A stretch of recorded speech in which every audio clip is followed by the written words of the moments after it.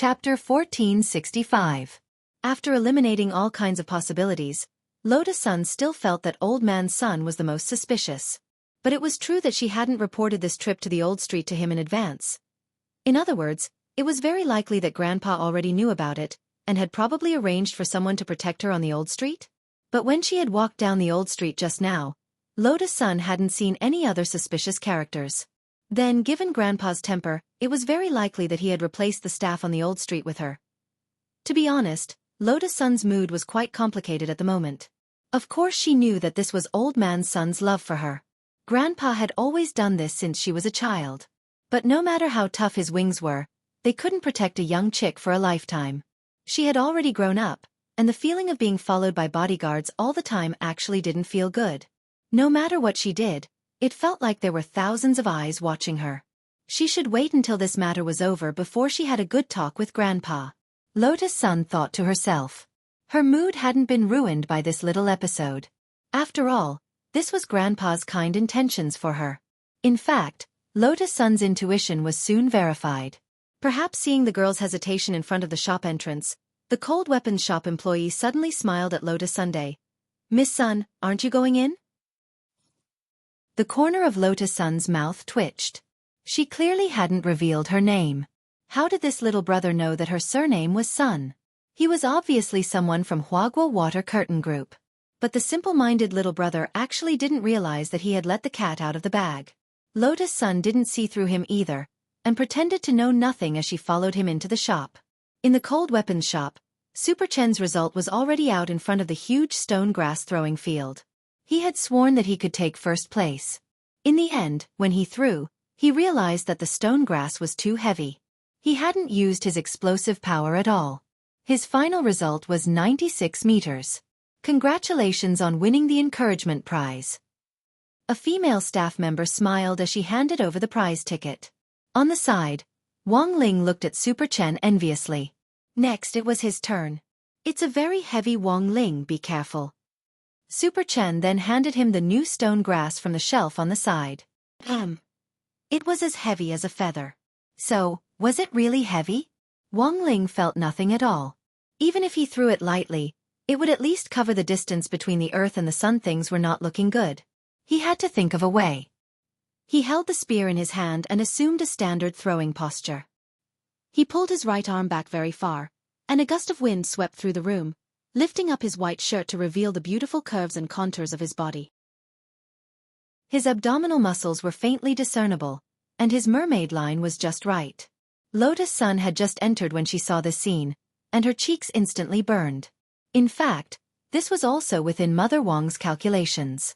Wang Ling had actually put on a little weight recently, and there was a lot of flab on his belly. But Wang Ling had the great weight loss spell, and it was no problem at all for him to directly remove some meat by hand. So before they left, Mother Wang had asked Wang Ling to show off his 8-pack abs, and had even shown him a photo of Dragon Ball. That's right. Super Saiyan. Just develop in this direction. Wang Ling felt that an 8-pack abs was too exaggerated. In the end, this plan was just to get rid of the excess fat on his body. Little did Wang Ling know, this actually made him even more eye-catching. Even Li Yuiwei was amazed when she saw it, and she couldn't help elbowing Lotus Sunday. "This body is simply... How can a boy's body be so good?" She felt that any girl would be envious. Because the truth was that sometimes reality was just that real. Some boys' legs might be even slimmer than girls, and it was entirely possible that this was true. Fortunately, Wang Ling wasn't too tall now. After all, he was a 16-year-old boy who hadn't fully developed yet. If he grew a little taller, Li Yuiwei judged, he would definitely become a chopstick demon. Hi, what a pity, the famous grass is taken. Li Yuiwei was extremely envious. She envied Wang Ling and Lotus Sunday. Lotus Sun blushed. "Don't talk nonsense. You can do it. You're probably the only one who has the patience for this kind of blockhead. If it's me, I can give it a year or two. If I don't get a response, it'll probably be hard for me to persevere," said Li Yuiwei. In the end, the topic returned to the keyword, blockhead. Lotus Sun's face was full of helplessness, and she smiled bitterly. "How long do you think I'll have to wait?" "Buy a book for reference," answered Li Yuiwei. "Which book?" asked Lotus-san curiously. On protracted war. As Li Yuiwe said, it might take a lot of time and energy to turn this unrequited love into a long-distance relationship. For Lotus-san, this was a game with blockhead Wang Ling. The girl looked up at the youngster in front of her. It was very obvious that the youngster was also playing a game with the stone reeds in his hand. At the same time, at the corner of the street in front of this cold weapons shop, Ajwa was also secretly playing a game with Kyuya Ryoko. As the saying went, as long as you took a gamble, a bicycle could become a motorcycle. Youth without a game wasn't youth. Sometimes, young people should be a little bolder. Ajwa had originally wanted to tease Kyuya Ryoko a little more, and then observe the girl's cute reaction. But the situation now didn't seem to allow it. Because he had received a prompt from Wang Ling. Although he didn't know what the Kyuya family's purpose was, this was a hint from his Shifu Wang Ling. But since it was a hint from his Shifu Wang Ling, Ajwa felt that he most likely couldn't add it. It was very likely that Kyuya Ryoko would run into some danger. After turning the corner of the alley in front of the old street, Ajwa quickly hid himself. Sure enough, the girl in the black cloak tailed him the whole way. The moment Kyuya Ryoko stepped into the alley, Ajwa swiftly picked her up, pressed her against a wall, and covered her mouth with his hand. The girl had never expected that she would actually be discovered the entire way. She immediately wanted to cry out in alarm, but saw Ajwa make a shush gesture with a solemn face, and then gradually let go of her. Ajwa. Sorry, it was an emergency. I had no choice but to do this. Sorry for offending classmate Kyuya. What on earth do you want? Kyuya Ryoko had a disgusted expression on her face. Classmate Kyuya, are you going out alone today? Ajwa asked softly. It's none of your business, why should I tell you? Kyuya Ryoko snorted arrogantly. She just wanted to find a place to wash her face, because her mouth had been touched by this swindler's hand. Because there are people from the Kyuya family following you. And they're wearing casual clothes, Ajwa said solemnly. People from the Kyuya family? The girl looked astonished. Her expression actually betrayed her. It was obvious that she hadn't brought anyone from the Kyuya family with her today. At that moment, Ajwa, who had gotten his answer, looked at Kyuya Ryoko and nodded slightly. I understand. Understand what? Kyuya Ryoko was puzzled. I'm afraid the group of people following you now are the enemy, Ajwa said. But for the time being, we don't know what their objective is. Classmate Kyuya, do you have any idea? I don't know. Kyuya Ryoko shook her head. It stood to reason that if the Kyuya family had secretly sent people to protect her, it would be impossible for them to hide it. So before we know what they're up to, I suggest that classmate Jumiya Ryoko come with me. It's safer that way, Ajwa said solemnly as he started to take Jumiya Ryoko's hand. What are you doing? Who wants to hold hands with a swindler like you? Kyuya Ryoko panicked. Who knows if you deliberately arranged for those people to play tricks on me? She tried to break free, but Ajwa's broad and strong hands held her firmly like pliers. Classmate Kyuya, there's no time to explain. You have to come with me. At that moment, Ajwa looked at Kyuya Ryoko with a serious expression. For a moment, Kyuya Ryoko was stunned by his serious expression. Her mind went blank as Ajwa directly pulled her out. The man held the girl's delicate hand tightly, and she could feel the heat in her palm, which was faintly sweating. Kyuya Ryoko was extremely astonished. This man really seemed to be nervous about her. Chapter 1466. Amidst the chaos, Ajwa pulled Kamiya Ryoko out on the spot. She was a little frightened by Ajwa's behavior. Ever since their first face-to-face encounter in the headmaster's office at number 60 high school, Ryoko Kamiya knew that this was a calm old swindler. Even now, the old liar's expression and pulse had not fluctuated in the slightest. She didn't know how Ajwa could remain so calm and collected. If one thought about it carefully, things like heartbeat, pulse, and expression could be concealed with some technical means. At least for now, the sweat in Ajwa's palms told Kamiya Yoshiko. This time, the old liar seemed to be honest for once. You're hurting me. Can't you loosen up a little? Kamiya Ryoko mumbled softly behind Ajwa as he dragged her for a long distance. It was Ajwa's first time hearing Jiogong, who had always been strong, actually act like a spoiled child. Is this a request? Ajwa couldn't help smiling. Heh, we were only forced to cooperate. Ryoko Kamiya snorted and said, my hands have been stained by you. I don't know how much hand sanitizer I need to use to wash away your filth. You old liar. Old liar was Ryoko Kamiya's honorific for Ajwa. After hearing this, Ajwa actually didn't feel much about it. He didn't even feel uncomfortable. Because what Kamiya Ryoko said was indeed the truth. Sorry, it was an emergency just now. I didn't have time to explain to you. He loosened his grip and continued to pull Kamiya Ryoko forward. The two of them stood side by side and looked like a couple. Many people on the ancient street looked in their direction. It seemed that some people were talking about them. This was too shameful. Ryoko pulled her cloak down a little. Never in her wildest dreams did she expect that she and the old liar beside her would be misunderstood by others. What a disgrace. Where are you taking me? Ryoko Kamiya asked. Let's go to an open space first. I remember there's a Taoist temple up ahead, said Ajwa. Why go there? There are many people on the street. Even if they followed us all the way, I'm afraid they won't be able to find a good opportunity to strike.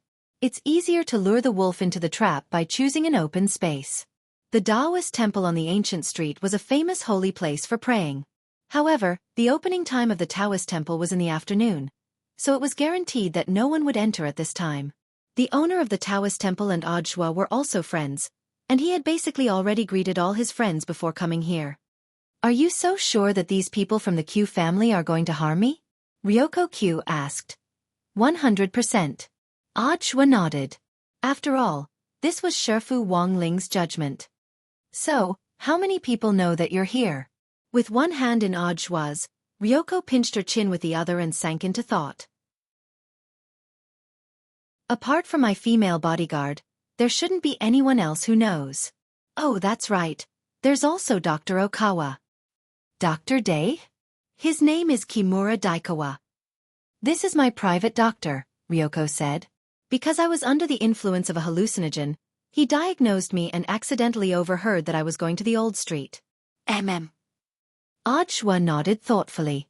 This Kimura Daikawa seemed to be a great suspect. But he didn't have any direct evidence at the moment.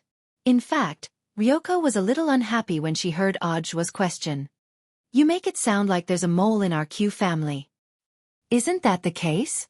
Ajwa replied. You? Ryoko snorted again. The people I brought with me this time were all carefully selected. They wouldn't betray me so easily. Do you think everyone is an old liar like you? We'll find out later whether or not there's a betrayal. Ajwa smiled and didn't continue arguing with the girl. Because facts spoke louder than words.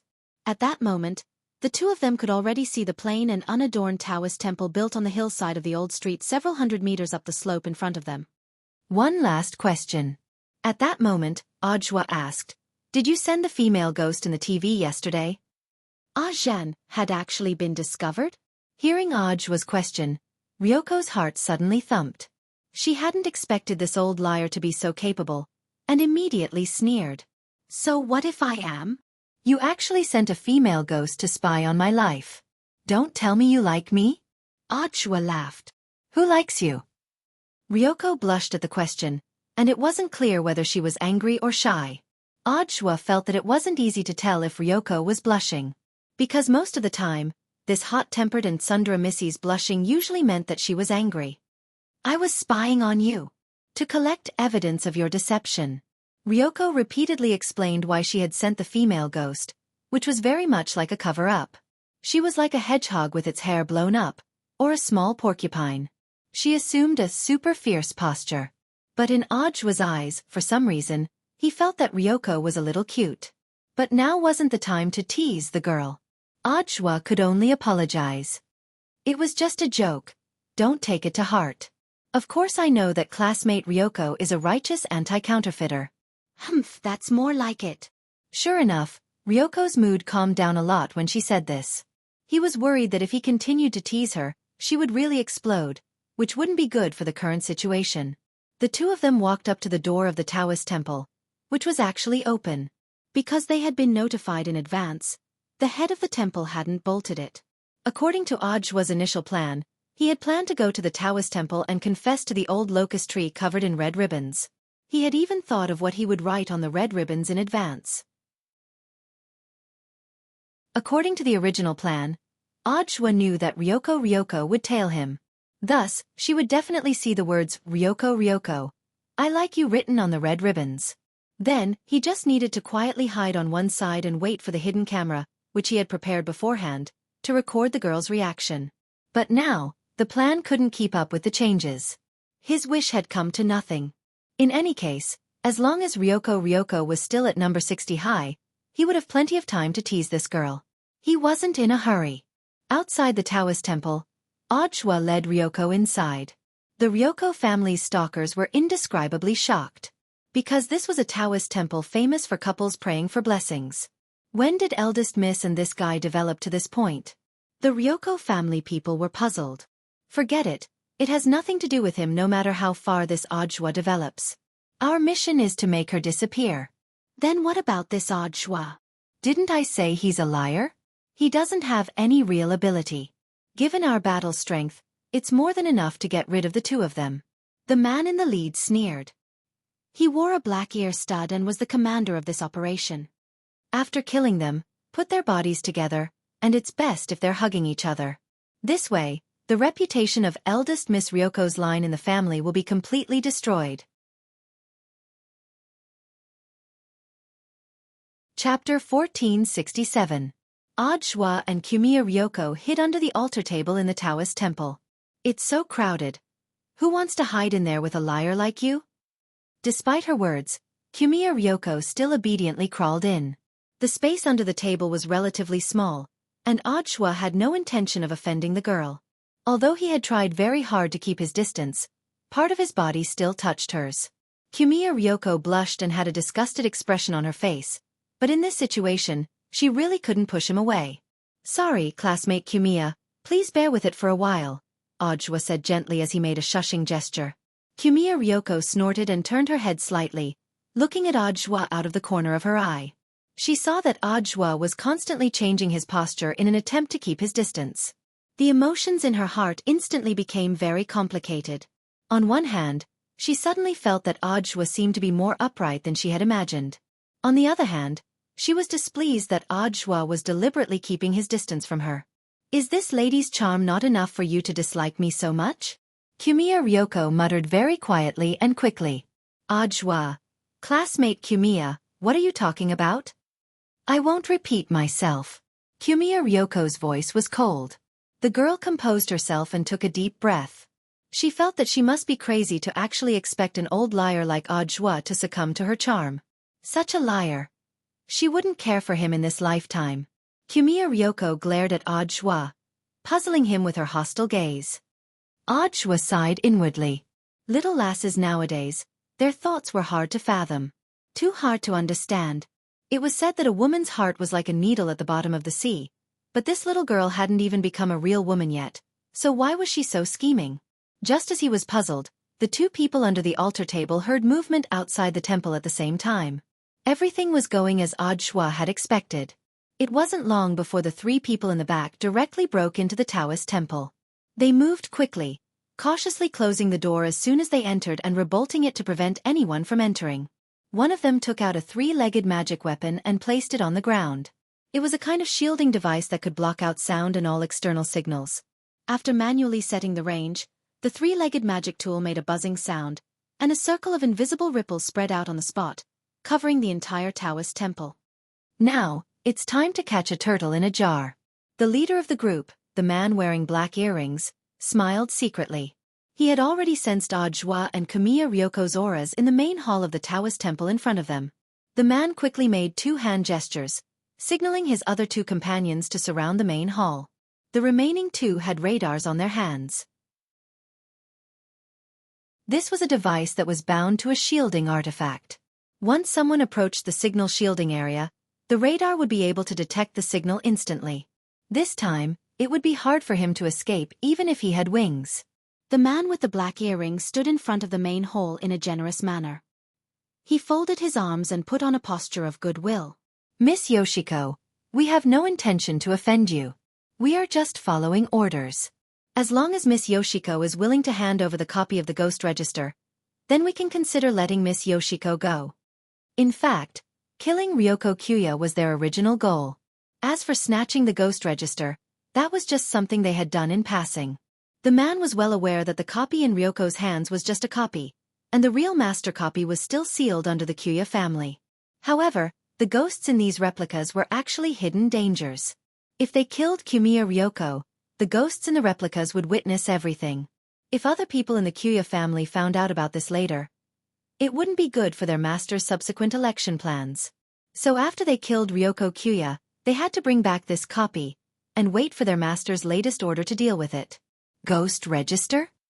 Under the offering table, Ajwa looked at Ryoko Kuya. The ghost register was a family secret. Ryoko wanted to say something, but hesitated.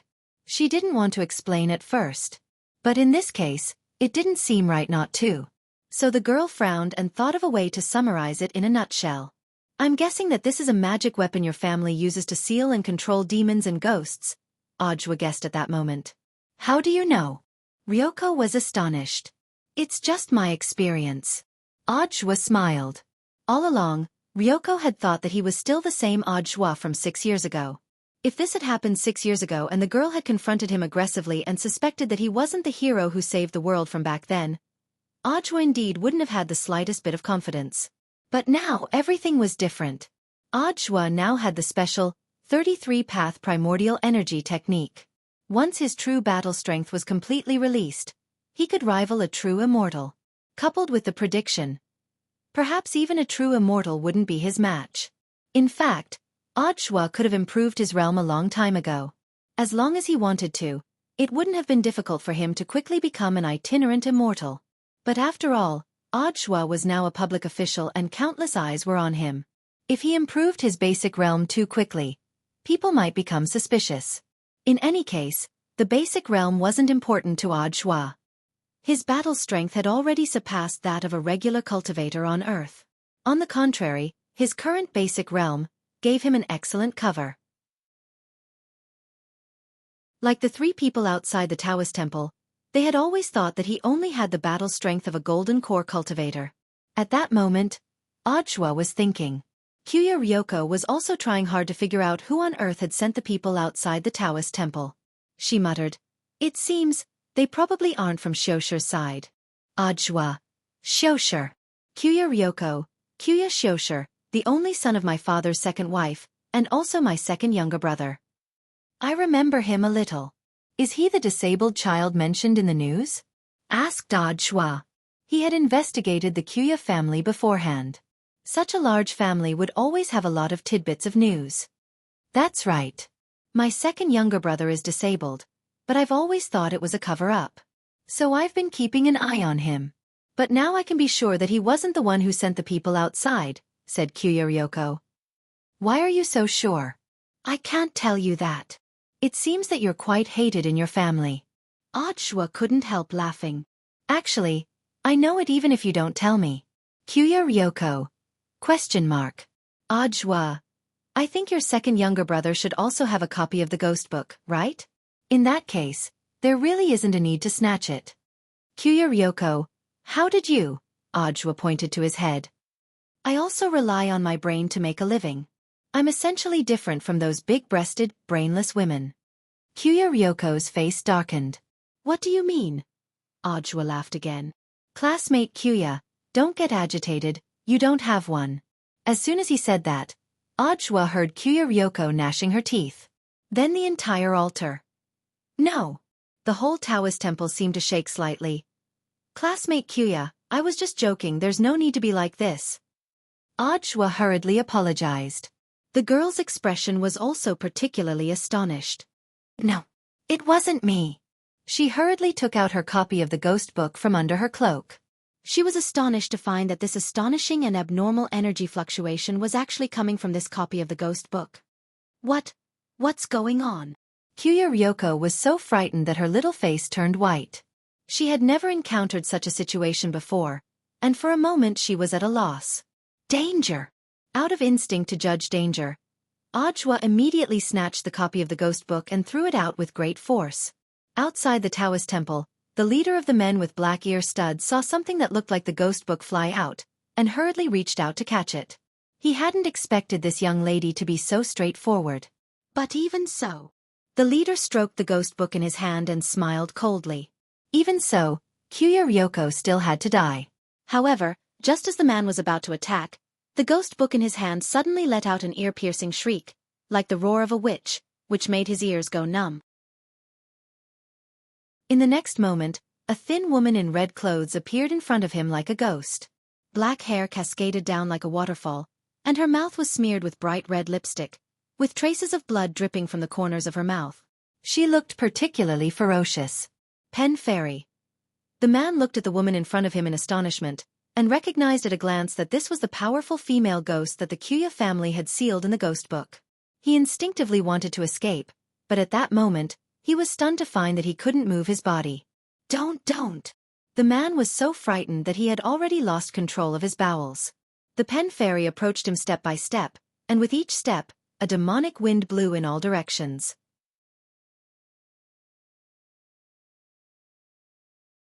Chapter 1468. Devouring life force was the Pen Fairy's ability. Her fingernails dug deep into the man's chest.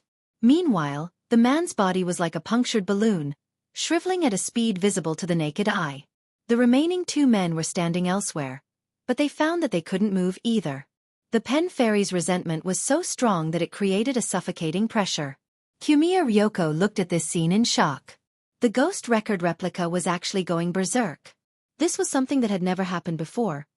Because the Pen Fairy in the main record was suppressed, most of the Pen Fairy's demonic nature and resentment had been suppressed, so the Pen Fairy in the replica was greatly weakened. She remembered that she had been ordering the Pen Fairy to play the role of a recorder. The girl couldn't help but feel fear. If it wasn't for Ajwa's quick reaction, she would have died in the Pen Fairy's hands just like this man. Miss Kyuya, things are already like this. We have to stop the situation as soon as possible. You can explain the rest to me in detail after we're done, Ajwa said. He released some spirit energy from his fingertips to protect Kyuya Ryoko so that the girl wouldn't be disturbed by the Pen Fairy's resentment. At that moment, Ajwa discovered Kyuya Ryoko's silly side. This was something he had never seen before.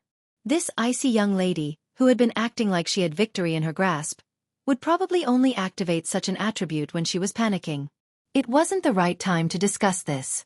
But the heartbeat of the fake heart ring on Ajwa's finger was clearly speeding up. Ryoko was really too cute. What are you doing? Saving people, Ajwa replied. But that's a bad guy. He deserves to die. He knows what happened, so he has to live. Ajwa stepped forward.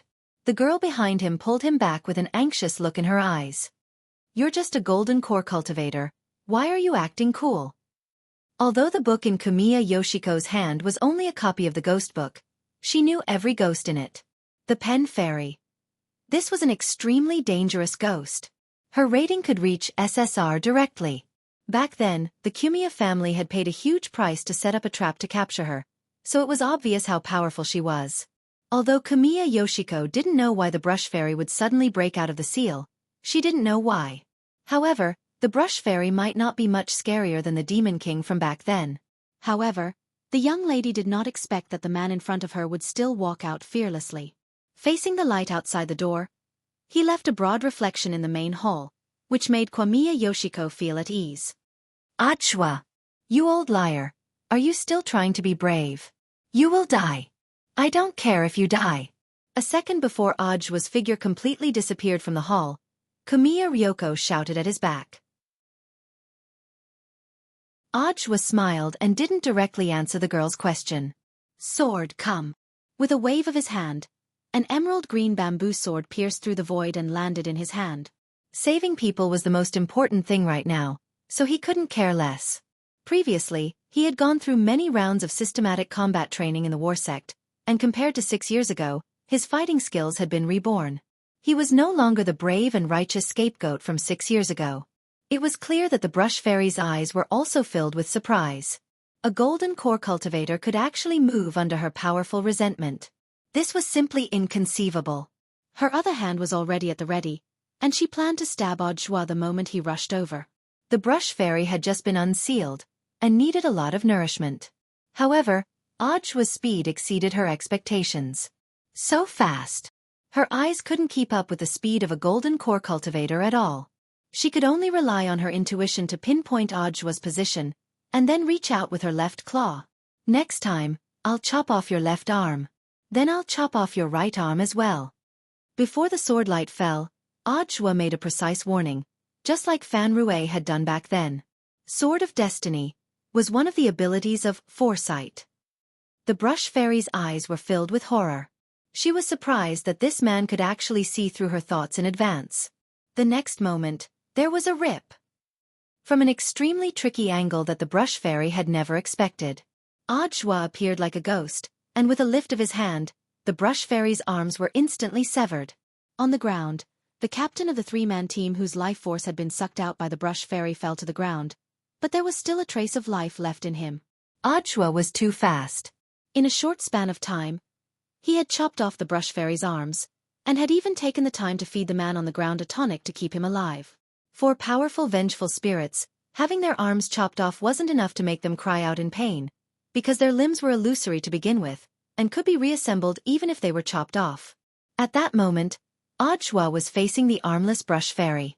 She was surrounded by powerful resentment, Yin Qi, and Demon Qi. All sorts of negative energies surged out. It was obvious that the woman was trying to repair her arms. Unfortunately, things didn't go as she wished. Although foresight was weaker than Jinka's, it was still the second spiritual sword. Faced with such an evil being, it naturally wasn't as easy to heal as it usually was after being baptized by the second spiritual sword's sword Qi. Damn it! Damn it! The brush fairy let out a shrill roar as if she was enraged. But Audjua didn't give her any chance to explode. Next strike disappear. There was a Qi sound. Another strike. The brush fairy's eyes widened in shock, and the tip of foresight had already pierced her head. Powerful sword Qi swept through the brush fairy's body, and it turned to ashes on the spot before directly dissipating. Just like that, this ghost, which the Jiugong family had paid a huge price to subdue, completely disappeared from the face of the earth. The moment the brush fairy's body disintegrated, a ray of sunlight fell from the sky and shone on the spot where the brush fairy had disappeared. Through the sunlight, the ghost's ashes swirled in the air before swiftly dispersing with the wind. The scene was a little beautiful. Maybe this is the light of the righteous path. Audjua laughed at himself in his heart. At that moment, Audjua examined the scene again. He suddenly noticed that there seemed to be a stone reed on the ground. Where did this stone reed come from? Audjua picked it up, feeling curious. In fact, the moment Audjua killed the brush fairy, there were other ghosts that were released from the copy of the Book of Ghosts. They had planned to sneak up on Audjua from behind. But before they could do anything, a stone reed that seemed to have fallen from the heavens appeared out of nowhere and pierced through them like candied fruits. Because they had died so quickly, Audjua hadn't noticed it at all. The brush fairy had at least left some ashes behind, but there was no trace of these ghosts that had been skewered by the stone reed. Squatting on the ground, he suddenly couldn't help laughing. It didn't take a genius to figure out that this should be the work of his master. At that moment, Jiugong Ryoko walked out of the hall with wide eyes. She had just witnessed everything in the main hall. Audjua, what's wrong? Audjua smiled. I told you I'll be fine. But you're just a golden core cultivator. As long as I find the right method, a golden core cultivator can still win. Audjua shrugged carelessly, then carefully looked at Jiugong Ryoko in front of him. Classmate Jiugong, are you really okay? Your eyes are red. Did you cry because you were worried about me just now? I wasn't worried about you. Jiugong Ryoko snorted.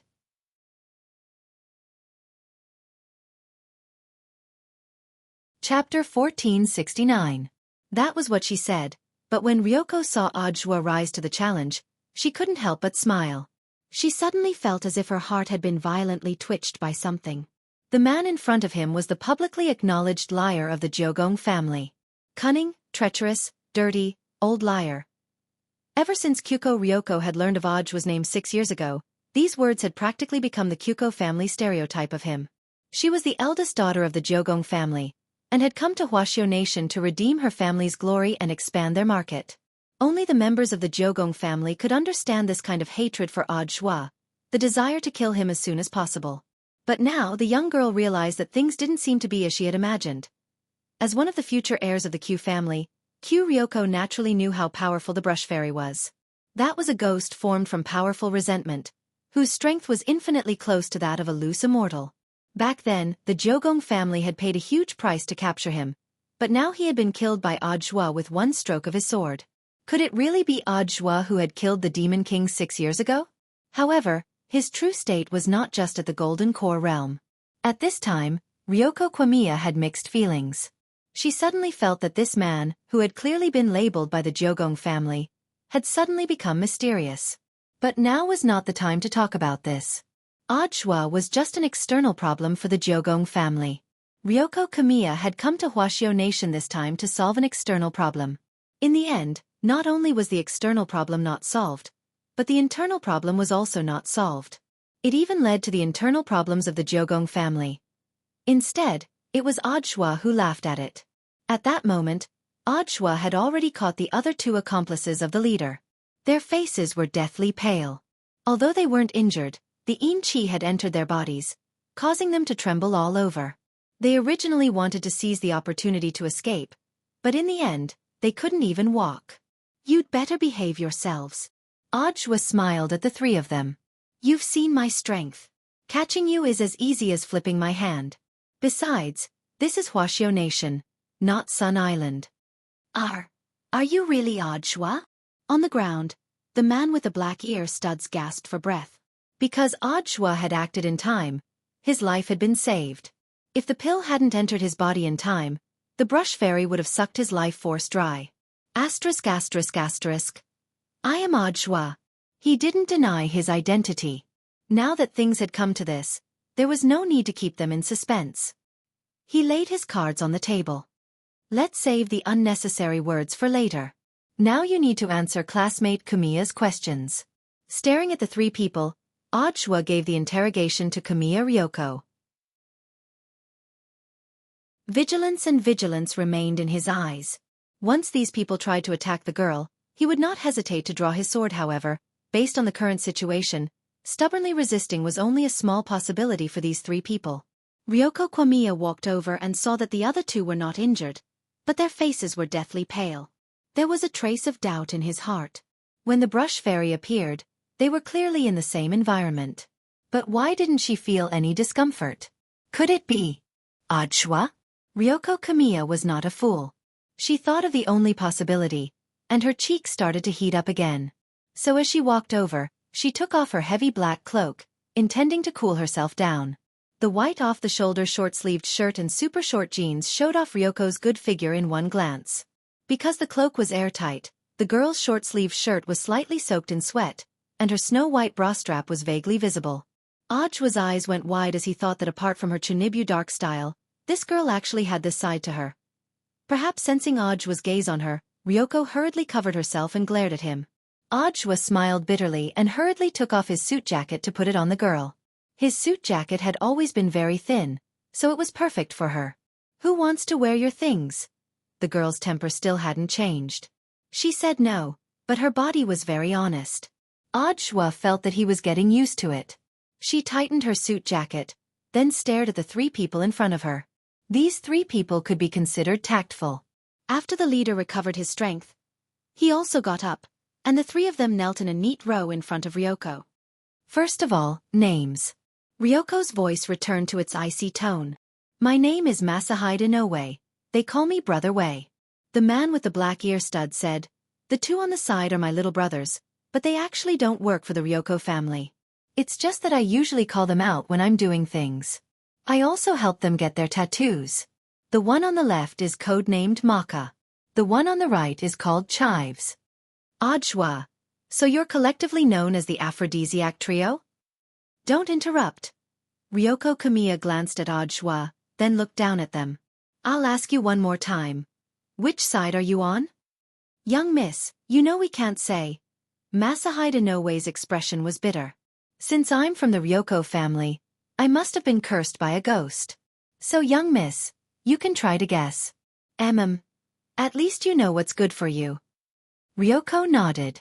She believed what Masahide Inoue said. If she betrayed her master like this, it would indeed be risky. But it would be fine as long as she didn't say or write down the names. The safest way was to make a guess. But it actually wasn't that difficult to deduce. In the Ryoko family, how many people would have the guts to directly lay a hand on her, the eldest daughter? Since these 3 people didn't belong to her second younger brother Hideshi Ryoko, then the only one left was, "Sixth madam," said Ryoko. Masahide Inoue didn't dare speak and just nodded. With a definite answer, Ryoko instantly felt a lot more at ease. "Don't worry, it doesn't matter if you don't have the guts to say more now. I'll help you remove the curse when we get back. But in exchange, you have to tell me everything you know. And from today onwards you have to remember that the 3 of you are already dead, understand?" "Understood, young miss." Tears welled up in Masahide Inoue's eyes. He had never thought that young miss would actually let bygones be bygones and treat them with kindness. "Sixth madam, is she the one your father married last year?" Ajwa couldn't help asking at that moment. "Yes." Ryoko nodded. "She's my father's youngest wife so far. She's also pregnant, and supposedly it's a boy." "I see." Ajwa instantly understood. "It seems that this 6th madam is quite ambitious. I've long suspected that she came in with a purpose, and I have some evidence." "Evidence? Could it be that she's not pregnant at all, or that the child in her actually isn't your father's?" "How do you know?" When Ryoko and the 3 people on the ground heard this, their eyes widened in shock. Ajwa shrugged. "Isn't that what they always do in house fighting dramas?" Ryoko snorted. "Heh. Only you would know. Actually, I was just testing you to see if you were that smart." Looking at the couple who seemed to be flirting in front of him, Masahide Inoue hesitated to speak. "Young miss, I actually have a question, but I don't know if I should ask it." "Ryoko, speak." "Masahide Inoue, your relationship with Mr. Joie is..." The next second, the 2 of them spoke at the same time. "Ryoko. He's my senior." "Ajwa. She's my girlfriend." Ryoko instantly blushed and glared at Ajwa. "Who's your girlfriend?" "Shameless."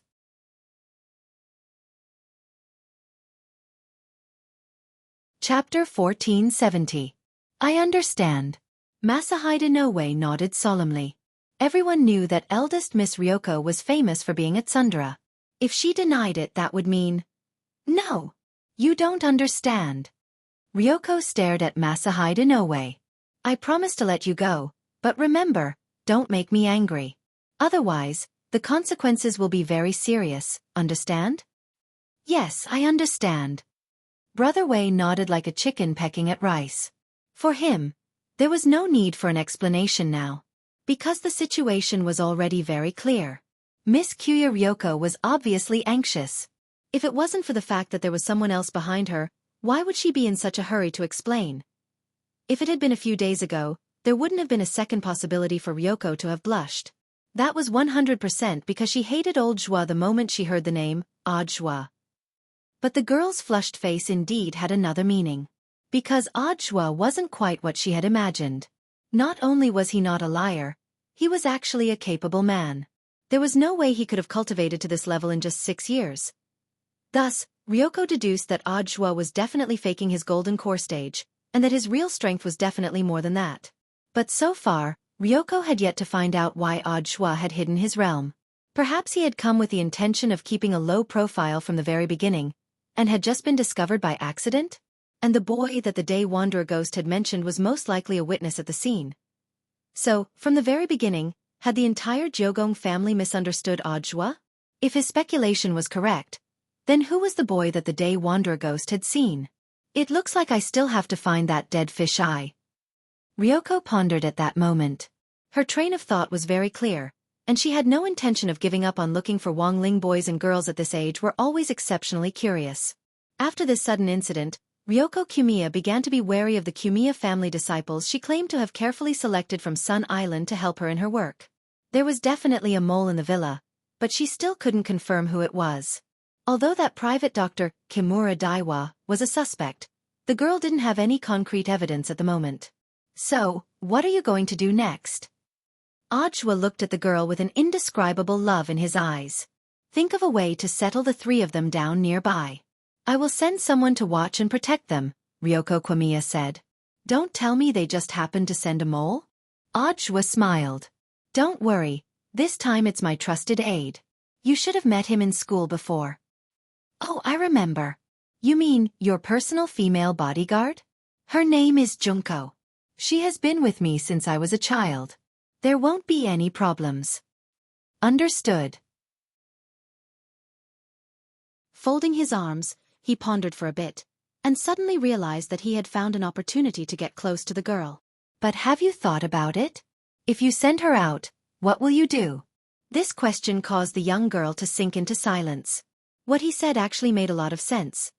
So far, Kwamiya Ryoko still did not know the reason for the riot of the copy of the ghost register. What if there was another problem in the future when there was no one around? She would probably die a horrible death. The girl had never expected that the ancestral magic treasure which she had regarded as the most powerful magic weapon and which she deeply relied on would suddenly turn into a ticking time bomb.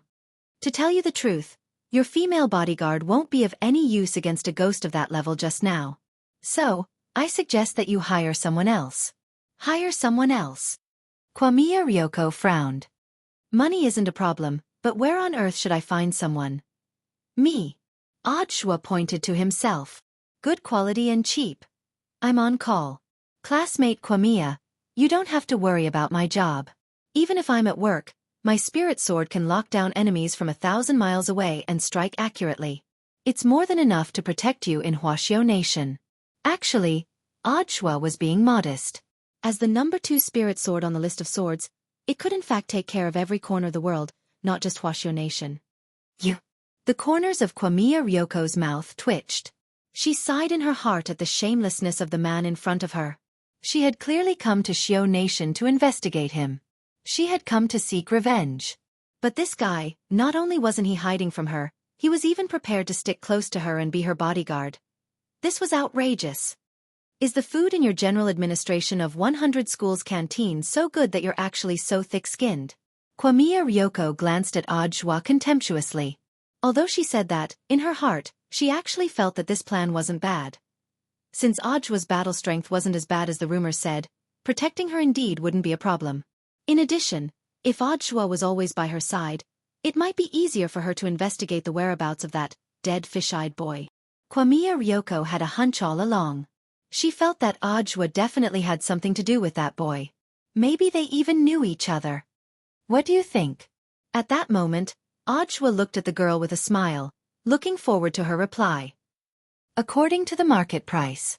With your battle strength, your monthly salary is at least 100 million yuan. Our Kwamiya family has limited funds. I'm afraid.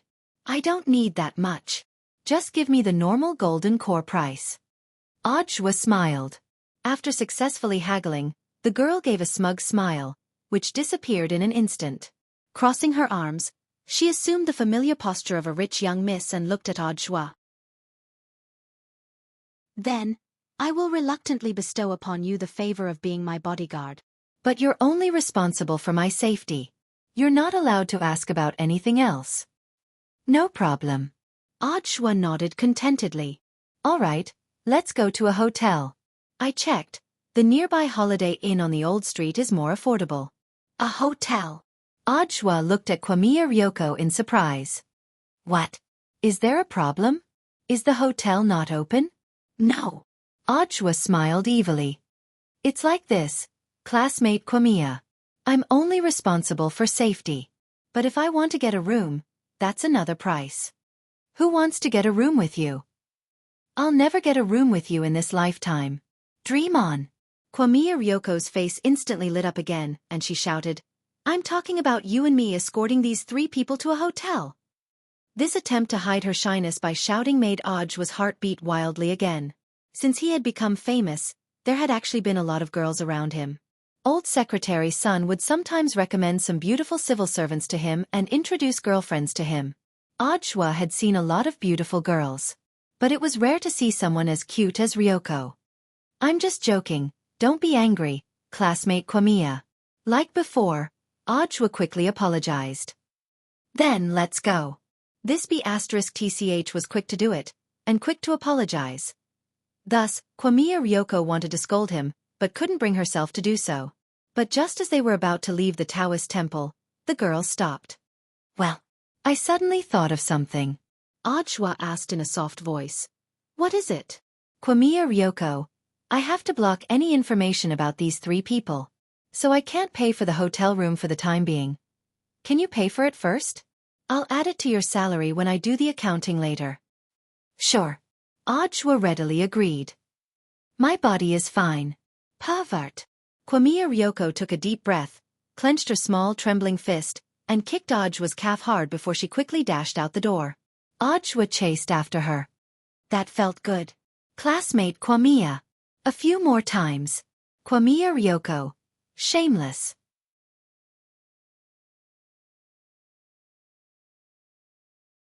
Chapter 1471. The Holiday Inn on the Ancient Street was a time-honored brand of this ancient cultivation street. It was the first hotel to be established after the Ancient Street entered the commercial mode. Huagwa Water Curtain Group was a shareholder, and Ajwa happened to have friends in the underworld in this hotel. Since Kwamiya Ryoko wanted to hide the identity of these 3 people and create the illusion that they died accidentally, it was completely unrealistic to use their temporary ID cards or passports to register.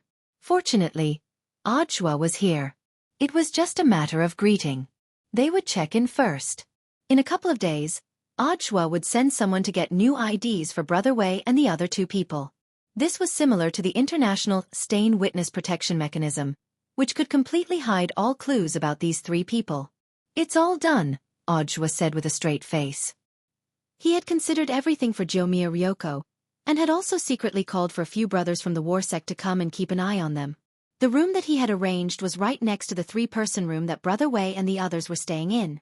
Ajwa had already booked all the rooms on the left and right as well as the seats facing the door. Of course, Ryoko Kwamiya didn't know about these things.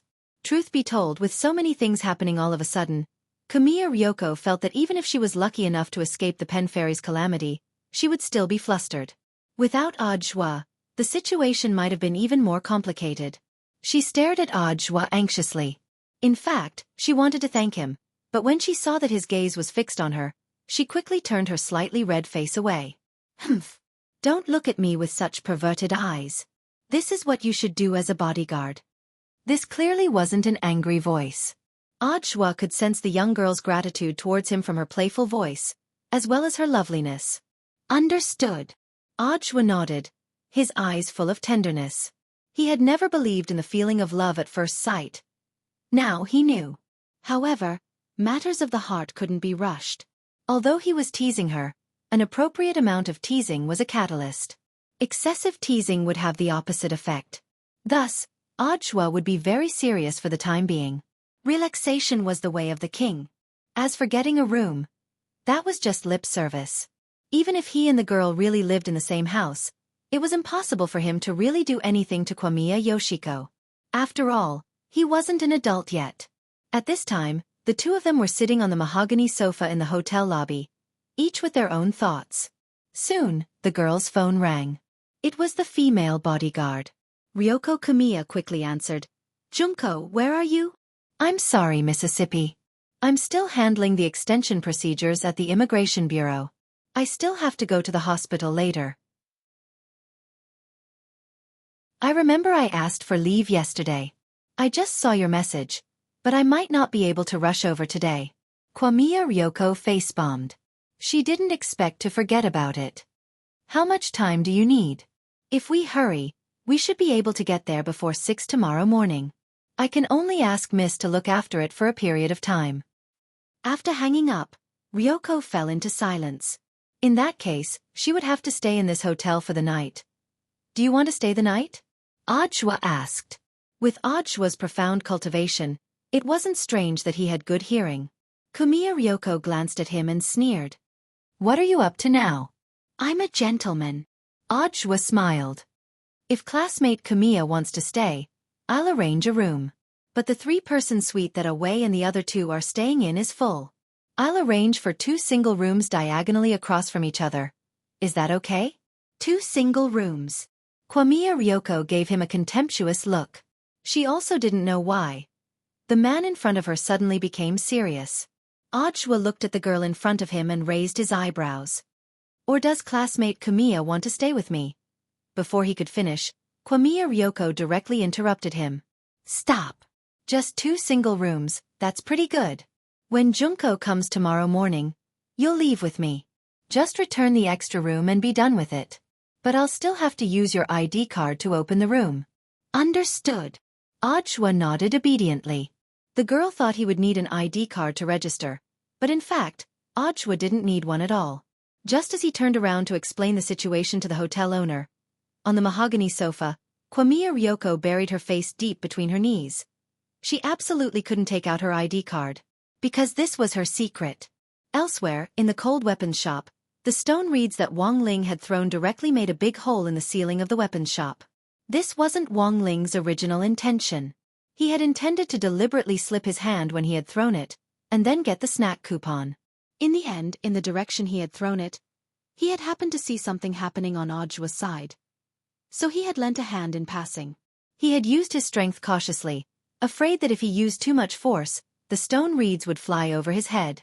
Fortunately, the ghosts that had been released from the Jogong family's ghost chart were strong enough, and they happened to stand in a straight line, forming a resistance that perfectly blocked the subsequent impact of the stone reeds.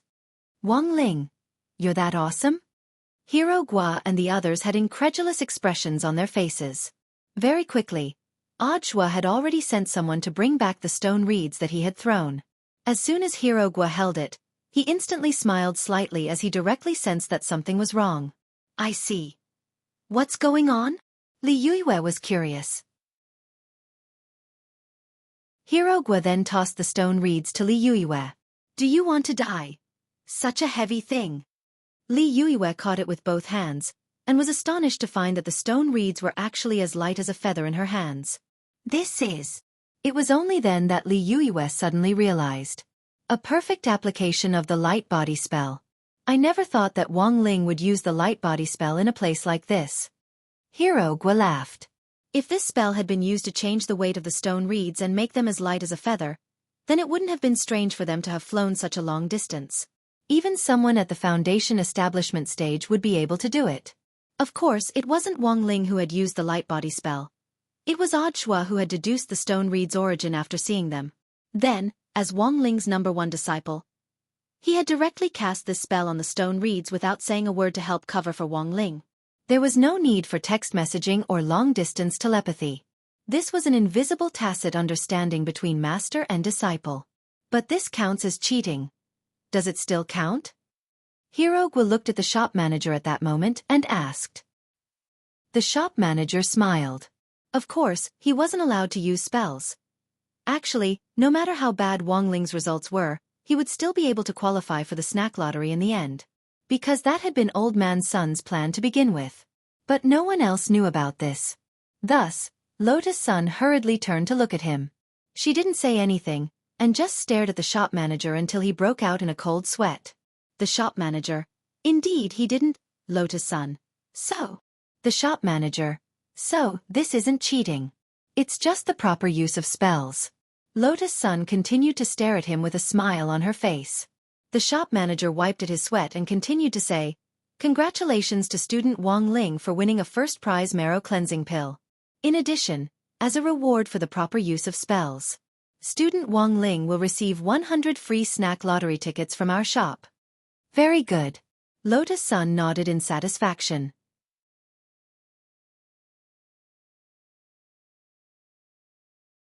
Chapter 1472. Having achieved his goal, Wang Ling was in a great mood.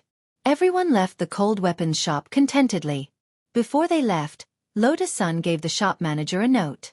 After reading it, the manager hurriedly wiped the cold sweat off his forehead.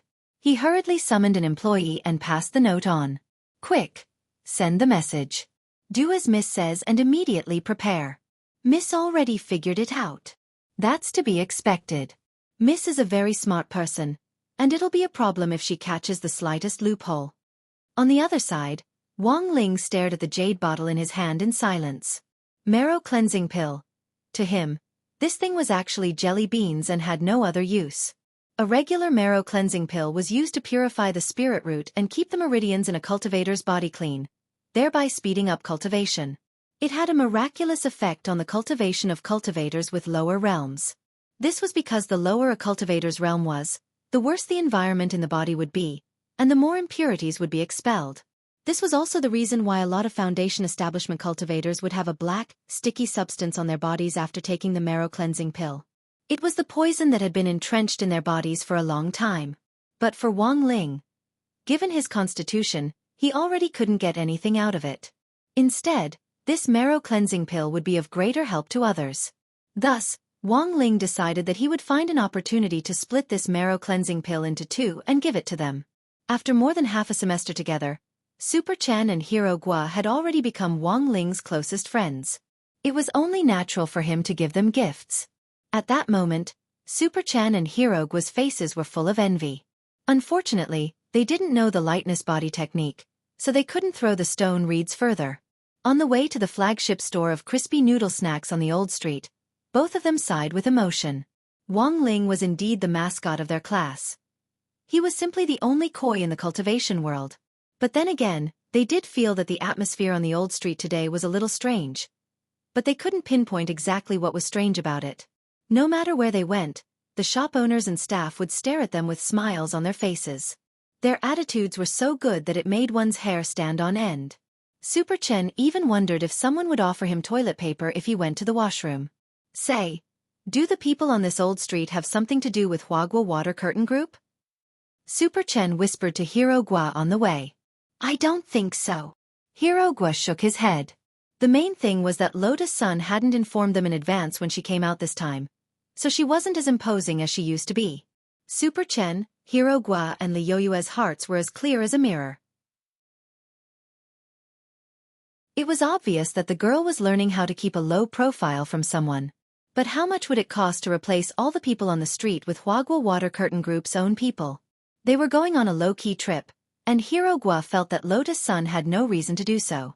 On the other side, Wang Ling and the others had just stepped out of Stone Thatch shop when Jiang Yingying walked in with Wei Ji. The manager glanced at Jiang Yingying in alarm, then walked over with a smile. Welcome, both of you.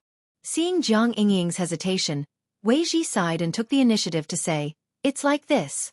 We also want to participate in this stone reed throwing event. Also, may I ask, what rewards did those people get just now? When she asked this question, Jiang Yingying's face flushed red, and she felt like an infatuated girl who had been following them. That's confidential. The manager smiled. It's not convenient for us to disclose our customers' privacy. Also, participating in the stone reed throwing event costs 1,000 yuan per time. Isn't the first round free to try? And why is it 1,000 yuan? Isn't it 100?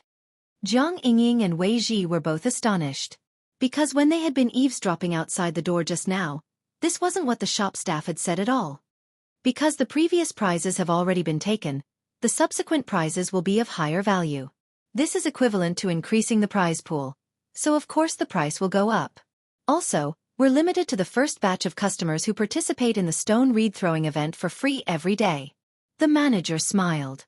This targeted measure had in fact been arranged on the small slip of paper that Lotus Sun had given him just now. It could only be said that she was too vigilant.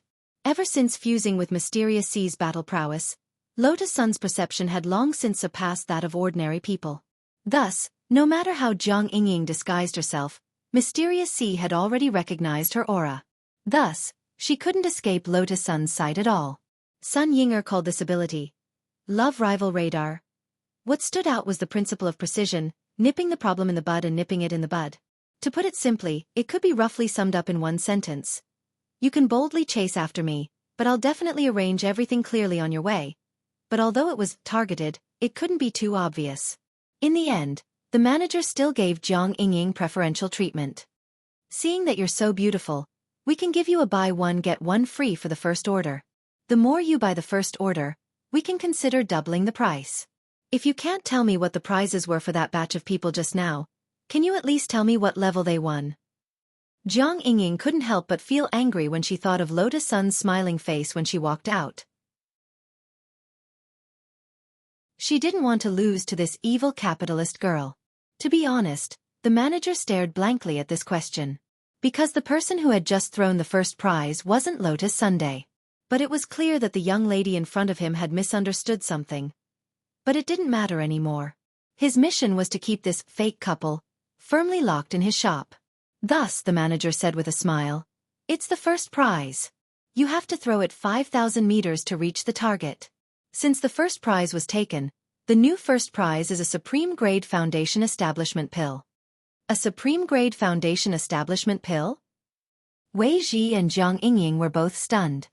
This thing was really worth a lot of money. The market value of a high-grade foundation establishment pill was 5 million yuan per pill, which was close to the price of a house. The Supreme Grade Foundation Establishment Pill would be worth at least double that, going straight to 10 million. This cold weapons shop was indeed abnormal. How could it use such a large prize as a bet? So Wei Ji immediately thought of two possibilities. The first was that the prize might be fake. The second was the business's trick. They would offer a sufficiently attractive prize and then get people to complete the impossible task. Was it really possible to throw the stone reeds 5,000 meters? "Yingying, why don't we just forget about it?" Wei Ji said very calmly. But Jiang Yingying wouldn't listen to him. "I don't want to. 5,000 meters. If she can do it, why can't I?" Then, the girl stared at the manager with a serious expression. 5,000 meters, right? I'll buy it 30 times first. 30 times, that was 30,000 yuan. For a girl with a small amount of savings, this was definitely a huge sum of money. But Jiang Yingying felt that she could break even. If the first round was doubled, then she would have 60 chances. It was just 5,000 meters. If Lotus Sun could do it, so could she. As long as she got this Supreme Grade Foundation Establishment Pill, she would be able to make a comeback. "Very well, miss. Thank you for your patronage." The manager smiled. After completing the payment process, he took the initiative to take a stone reeds and put them in Jiang Yingying's hands. The moment the stone reeds entered her hands, they felt a heavy weight. Jiang Yingying felt like she almost knelt down on the spot. Why were these stone reeds so heavy?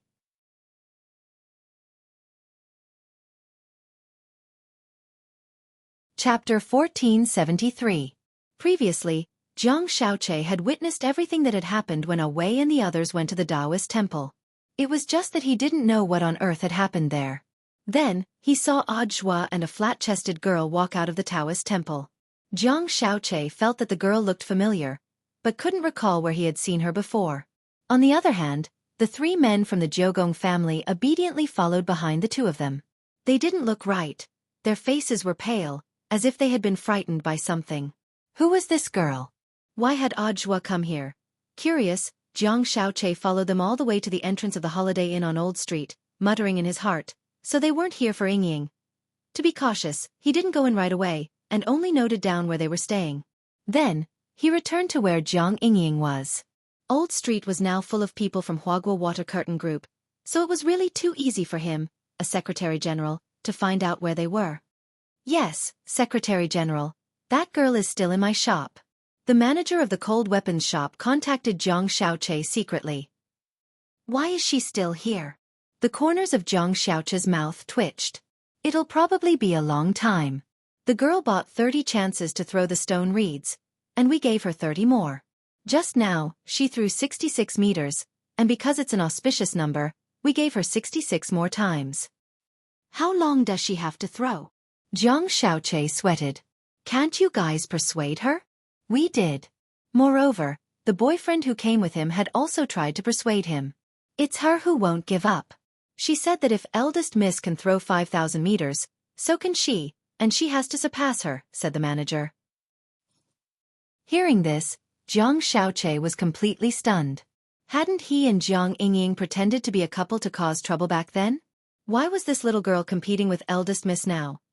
Suddenly, Jiang Shaoqi realized that in some sense, Jiang Yingying and he were quite similar. They had gone fishing, but in the end, he had become the fish caught. "Help me calculate how long she'll have to wait. Normally, it'll be over in 2 hours. "That long?" "Because there aren't many stone reeds in the shop, and we have to pick them up after throwing them out." At this moment, the manager looked at Jiang Yingying's throwing record and sighed. "Miss Jiang is on her 8th throw and is currently resting. But I think it's better for the Secretary General not to interfere in this matter." "What do you mean?" Jiang Shaoqi was a little displeased. How could he let an employee tell him what to do when he was doing things? Because this is what eldest miss wants. The manager said, the young lady seems to have noticed the girl following us, so she asked us to find a way to keep her in the store. I can only obey. This stupid girl. When Jiang Xiaoche heard this, a bitter expression appeared on his face. At this time, the store manager asked again, so, do you have any questions now? As long as it doesn't conflict with the mission assigned by Miss, I can help with anything else. As an employee of the group, he certainly didn't want to offend either side. With no other choice, Jiang Xiaoche could only instruct, since young Miss asked her to stay in the shop, then I'll have to trouble you to look after her. Also, help me keep an eye on that fake boyfriend of hers. He had a premonition that something might happen on the old street today, so it would be safer for Jiang Yingying to stay in the shop. The people in the cold weapon shop were all on the same side. Under the watchful eyes of the public, the fake boyfriend wouldn't do anything strange. Don't worry, head secretary. The manager nodded. Also, you have to replenish her energy. These stone reeds are very heavy. Don't let her get hurt, understand? If this girl gets hurt, I won't be able to protect you. Even if the old man gets involved, the most he can do is push you out as cannon fodder. This girl has another identity? The manager was puzzled. He looked at Jiang Yingying. She didn't look like someone who was generous. The main reason was that when Jiang Yingying was making payments, the manager accidentally glanced at the balance in Jiang Yingying's wallet on her phone. Including the fees she had paid out, the total was about 80,000 yuan. It was far less than eldest Mrs. I'll tell you, but you can't leak it, Jiang Xiaoche said. Okay, head secretary. The manager nodded. Jiang Xiaoche took a deep breath and said, her grandfather is Marshal Jiang. Yes, that one, the warrior sage. The manager. After the call ended, Jiang Xiaoche felt a lot more at ease. If someone was helping to keep an eye on things, he wouldn't have to be so worried. Furthermore, this manager already knew Jiang Yingying's identity, so he didn't have to worry about his service attitude. But Jiang Xiaoche still felt that there was something strange about the contents of the call just now. Wait. He remembered that the manager had just said that eldest Miss had thrown 5,000 meters with her stone reeds. It wasn't like Jiang Xiaoche hadn't played with that thing before. Under normal circumstances, could a foundation establishment cultivator do that? So if she hadn't cheated, then the most likely outcome was that eldest Miss had hidden her strength. Of course, so far, he didn't have any concrete evidence. Jiang Xiaoche realized that although he had come today with the goal of secretly protecting Jiang Yingying, it seemed that he had reaped a lot of unexpected rewards. Elsewhere, Wang Ling walked out of the snack shop contentedly, having used up all the lucky draw tickets. Basically, he could freely choose any of the special flavor crispy noodle snacks in this shop on Old Street. He had drawn almost 100 boxes of them, all of which were limited versions with special flavors. Because there weren't enough in the shop, 99 of them would be directly delivered to the Wang family's small villa after they were made elsewhere. So now, Wang Ling only had one box. If he had 20, he would probably be able to finish them in 2 days. The main thing was that the flavors were all different. Wang Ling didn't know why, but this crispy noodle snack flagship store seemed to have a lot of flavors that he had never tried before. I understand. So what on earth is this roasted silkworm chrysalis flavored crispy noodle snack? Are you sure this thing is edible? As they walked out, Hero Gua saw the new crispy noodle snack flavor in Wang Ling's hand, and instantly felt that it had a strong flavor. Roasted silkworm chrysalis is delicious. It's very famous in Winter City. It's full of protein. Li Yuyue smiled. At that moment, she saw Wang Ling take something shiny out of the crispy noodle snack. What did Wang Ling draw this time? Everyone was amazed. After all, snacks like crispy noodle snacks often had card redemption events, so it wasn't strange for small cards to appear. However, this card was simply too dazzling. It was a flash card that glowed with a golden light. Everyone calmed down. Then they saw the words engraved with a laser on the card. Old Street Holiday Hotel Presidential Suite Annual Card. Wang Ling was shocked. Nowadays, eating crispy noodle snacks also gave you a room card?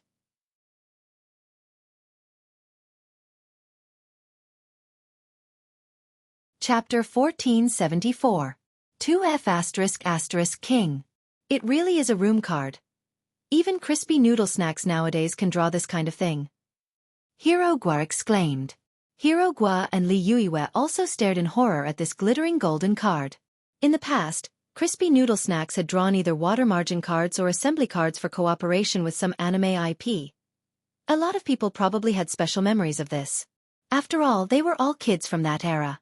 Snacks that you spent money on could be wasted, but the cards inside had to be collected. Super Chan and Hero Gua both remembered the fanaticism with which they had collected the Trouser Pocket Monster assembly cards back then. Until now, they still kept those cards safely in their cabinets. It was outrageous that a childhood snack could draw a room card. Now, Lotus Sun finally knew how awesome Super Chen's blessed mouth was. It had clearly been a joke, but who knew it would become a reality? How could a normal crispy noodle snack draw something like a room card? So there was no need to think about it to know that this had to be Grandpa's handiwork.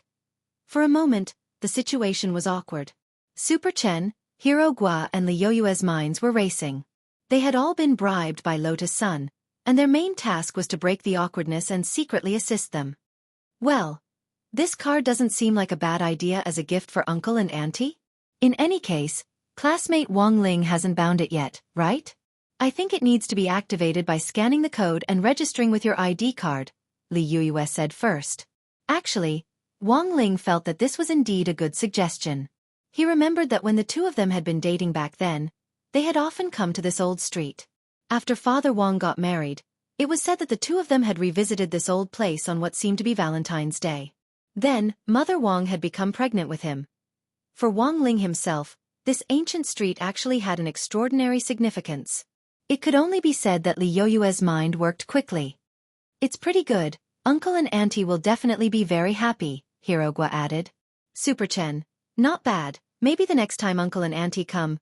Lotus Sun, Hero Gua and Li Yuiwe, shut up. Super Chen. Thus, this matter was successfully fooled, and Lotus Sun breathed a sigh of relief. But she still wanted to ask what on earth was going on. Grandpa wasn't such a frivolous person. Without hesitation, she took a photo of the room card and sent it to Old Man Sunday. On the other side, after Old Man Sun received the news, a cold smile appeared on his face. As expected of Rongrong, she actually noticed it so quickly. He sighed in his heart. Then, he clicked on the picture sent by his precious granddaughter. His old face immediately darkened. He transferred the picture to the Old Street Replacement Plan Working Group that was temporarily set up by the group's higher-ups. Old Man Sun, I asked you to put a card inside. I didn't ask you to put a room card. May I ask who is causing trouble here? Come out and admit it. Like I said, it's not a room card. Who would put such a thing in their snacks? Sigh, I knew it wasn't a room card. But Old Master, there's nothing we can do. The higher the rank, the more oppressive it is. This is all Brother Zhang's idea. The members of the group started to shift the blame. The corner of Old Man Sun's mouth twitched. He knew it. This Zhang Xiaoche was up to something again. So, what was this kid trying to do? What on earth had classmate Wang Ling done to offend him? What a helpful young man. What cute dead fish eyes. Although Old Man Sun didn't understand, he was also a little angry. But Zhang Xiaoche had worked for him for many years, after all, and he didn't want to shed all pretense of cordiality so soon. He could only privately ask Zhang Xiaoche about the situation. On the other side, Zhang Xiaoche was clearly prepared. It's like this, Old Master. This is what I think. Actually, this is a test. And also a test for classmate Wang Ling. Aren't you the least bit curious about how a hot-blooded teenager would react after seeing something like this? Zhang Xiaoche's words caused Old Man Sun to sink into silence. After a long while, Sunny Yuan frowned and said, I don't think Wang Ling is that kind of person. Besides, looking at the current situation, it's just unrequited love for Rongrong. How could he have such crooked thoughts? You can't judge a book by its cover, Old Master. Zhang Xiaoche was relentless. Then, do you want to make a bet? Old Man Sun smiled. Sure, what would you like to bet on? If you lose, you're not allowed to cause trouble for Wang Ling and Rongrong in the future. Zhang Xiaoche was silent, but still nodded and said, Fine deal. He knew that he had no other choice. Although the old man spoke politely, there was in fact a hidden killing intent. This was actually a warning. Although Zhang Xiaoche was jealous of Wang Ling, He wouldn't throw away his future and career just to go against Wang Ling. It was just that if he lost this time, there would be no more chances between him and Lotus Sunday. After the call, Jiang Xiaoche actually felt very conflicted. He suddenly looked forward to losing this bet. If that was the case, he should be able to completely sever the indecent thoughts he had about eldest miss that were hidden in the depths of his heart. Actually, he was well aware that this kind of thinking was unrealistic to begin with. Maybe it was time for him to honestly find someone who also liked him, marry a wife and have children as soon as possible, and settle down. In the penthouse suite of the Holiday Inn on Old Street, Jiang Xiaoche leaned back on the sofa and pondered deeply. At the end of Old Street's front street, the most famous store here was the most distinctive Hanfu experience store. Before coming here, Father Wang and Mother Wang had strongly recommended it to Wang Ling. Everyone arrived in front of this time-honored experience store. It actually wasn't big, but there were a lot of customers coming and going. When all was said and done, it was famous. The girls were always the most excited when it came to changing clothes. Li Yuiwei stared blankly at the people coming out of the experience store and whispered to Lotus Sun in a low voice. Rong, do you see the cutest couple in front with the height difference? I see them. Pretty, right? Pretty. Lotus Sun said. This Hanfu is very famous. It's a couple's Hanfu with a blue mandarin duck design, and it's very famous on Old Street, Li Yuiwei said. Lotus Sun felt that this guy was hinting at something again. She also wanted to wear something like this with Wang Ling. But they weren't in that kind of relationship. The girl's eyes were full of envy as she looked at the couple in Hanfu going in and out of the store. She quickly adjusted her thoughts, then stepped in first. Everyone, let's change into Hanfu. Yuiwei and I will pick out clothes for you three guys first. That was what she said. Actually, it was mainly for Wang Ling. When they had been at the entrance of the Hanfu store just now, Lotus Sun had immediately taken a fancy to a white Hanfu hanging in a sealed glass cabinet. It was a white embroidered crane suit, all embroidered patterns and designs made of gold silk. Paired with a long red belt with a finishing touch, it gave off a feeling of immortality. She imagined Wang Ling in this Hanfu, and her face instantly heated up. I think classmate Wang Ling looks pretty good in this. Lotus Sun said. Miss, you have good taste. At that moment, a man dressed like a waiter in hemp came out of the Hanfu experience store. I'm the guide here. The Hanfu that Miss just saw is called Chuyun Chuiwei. As he said this, he looked at Wang Ling with a smile. So, classmate Wang, do you want to try it? Li Yuiwei and the others had thought that Wang Ling wouldn't compromise so easily, and had started to prepare words of persuasion. To everyone's surprise, Wang Ling actually agreed right away. Wang Ling, okay. The waiter's smile didn't falter. Then little brother, please follow me to the men's changing area over there. We'll have someone to change it for you. Take more pictures. This was the task that Mother Wang had given him. Completing the task was more important. It was just a change of clothes, that's all. About 10 minutes later, with the help of the staff in the Hanfu store, Wang Ling successfully changed into this Chuyun Chuiwei and walked out of the changing room. In just a split second, it was as if even the air in the originally lively Hanfu experience store had frozen. For a moment, countless eyes fell on Wang Ling. They didn't know who this person in the white Hanfu was. However, the immortal aura and youthful vibe he exuded instantly attracted everyone's attention. Lotus Sun stared fixedly at the brand-new youngster in front of her. It was as if time had come to a standstill, and the sound of a beating heart beat rhythmically in the girl's heart. All of a sudden, Lotus Sun felt a little selfish. She actually wanted to sneak the youngster in front of her into her pocket. Wang Ling. As expected, you are my treasure.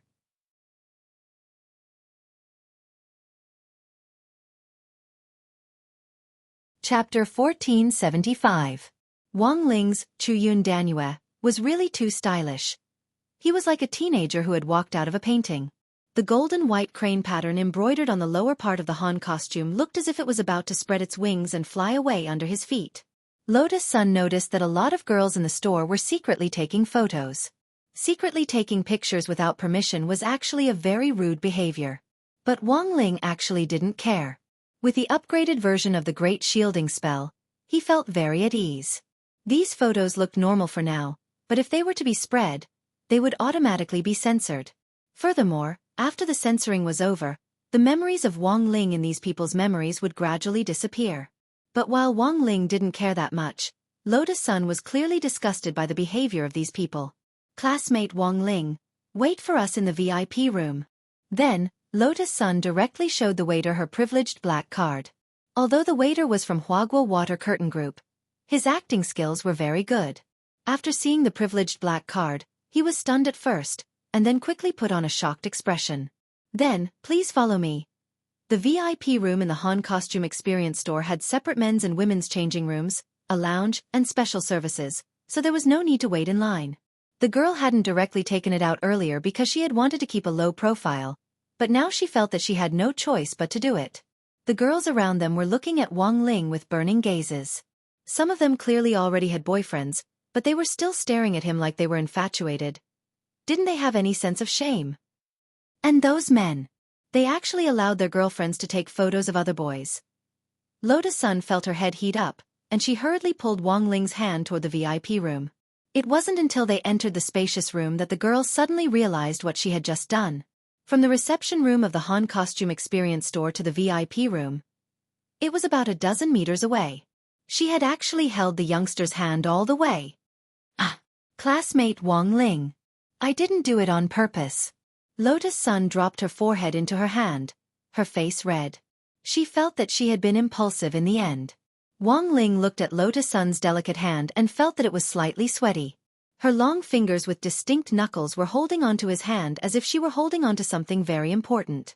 When Li Yuiwei and the others slowly entered the VIP room through the main entrance, Lotus Sun finally let go of his hand in a fluster. Li Yuiwei laughed inwardly at this scene. The girl's reaction was really so innocent that it made her feel even more adorable. She hurriedly stepped forward to take Lotus Sun's arm, breaking the awkward situation. Lotus Sun was secretly glad that she had brought Li Yuiwei with her. Lotus Sun was secretly glad that she had brought Li Yuiwei along. She had appeared just at the right time. Before Wang Rong of Sun, Ling of Fei, Li, and Li Ling, Li Ling and said, Hua Ling, Wang Yu Long Fei, Ling and Ling to of Ling to say, Yang to of Ling to said. From his personal aesthetic point of view, he felt that this flying to the moon through the clouds outfit was just Ozo. If he had long elegant hair, he might have been more in line with the image of a beautiful young man with an ancient style in people's minds. But long hair was a little shameful. Wang Ling felt that he couldn't do that. So was it really that good-looking? Wang Ling stared at the full-length mirror in the lounge and fell into deep thought.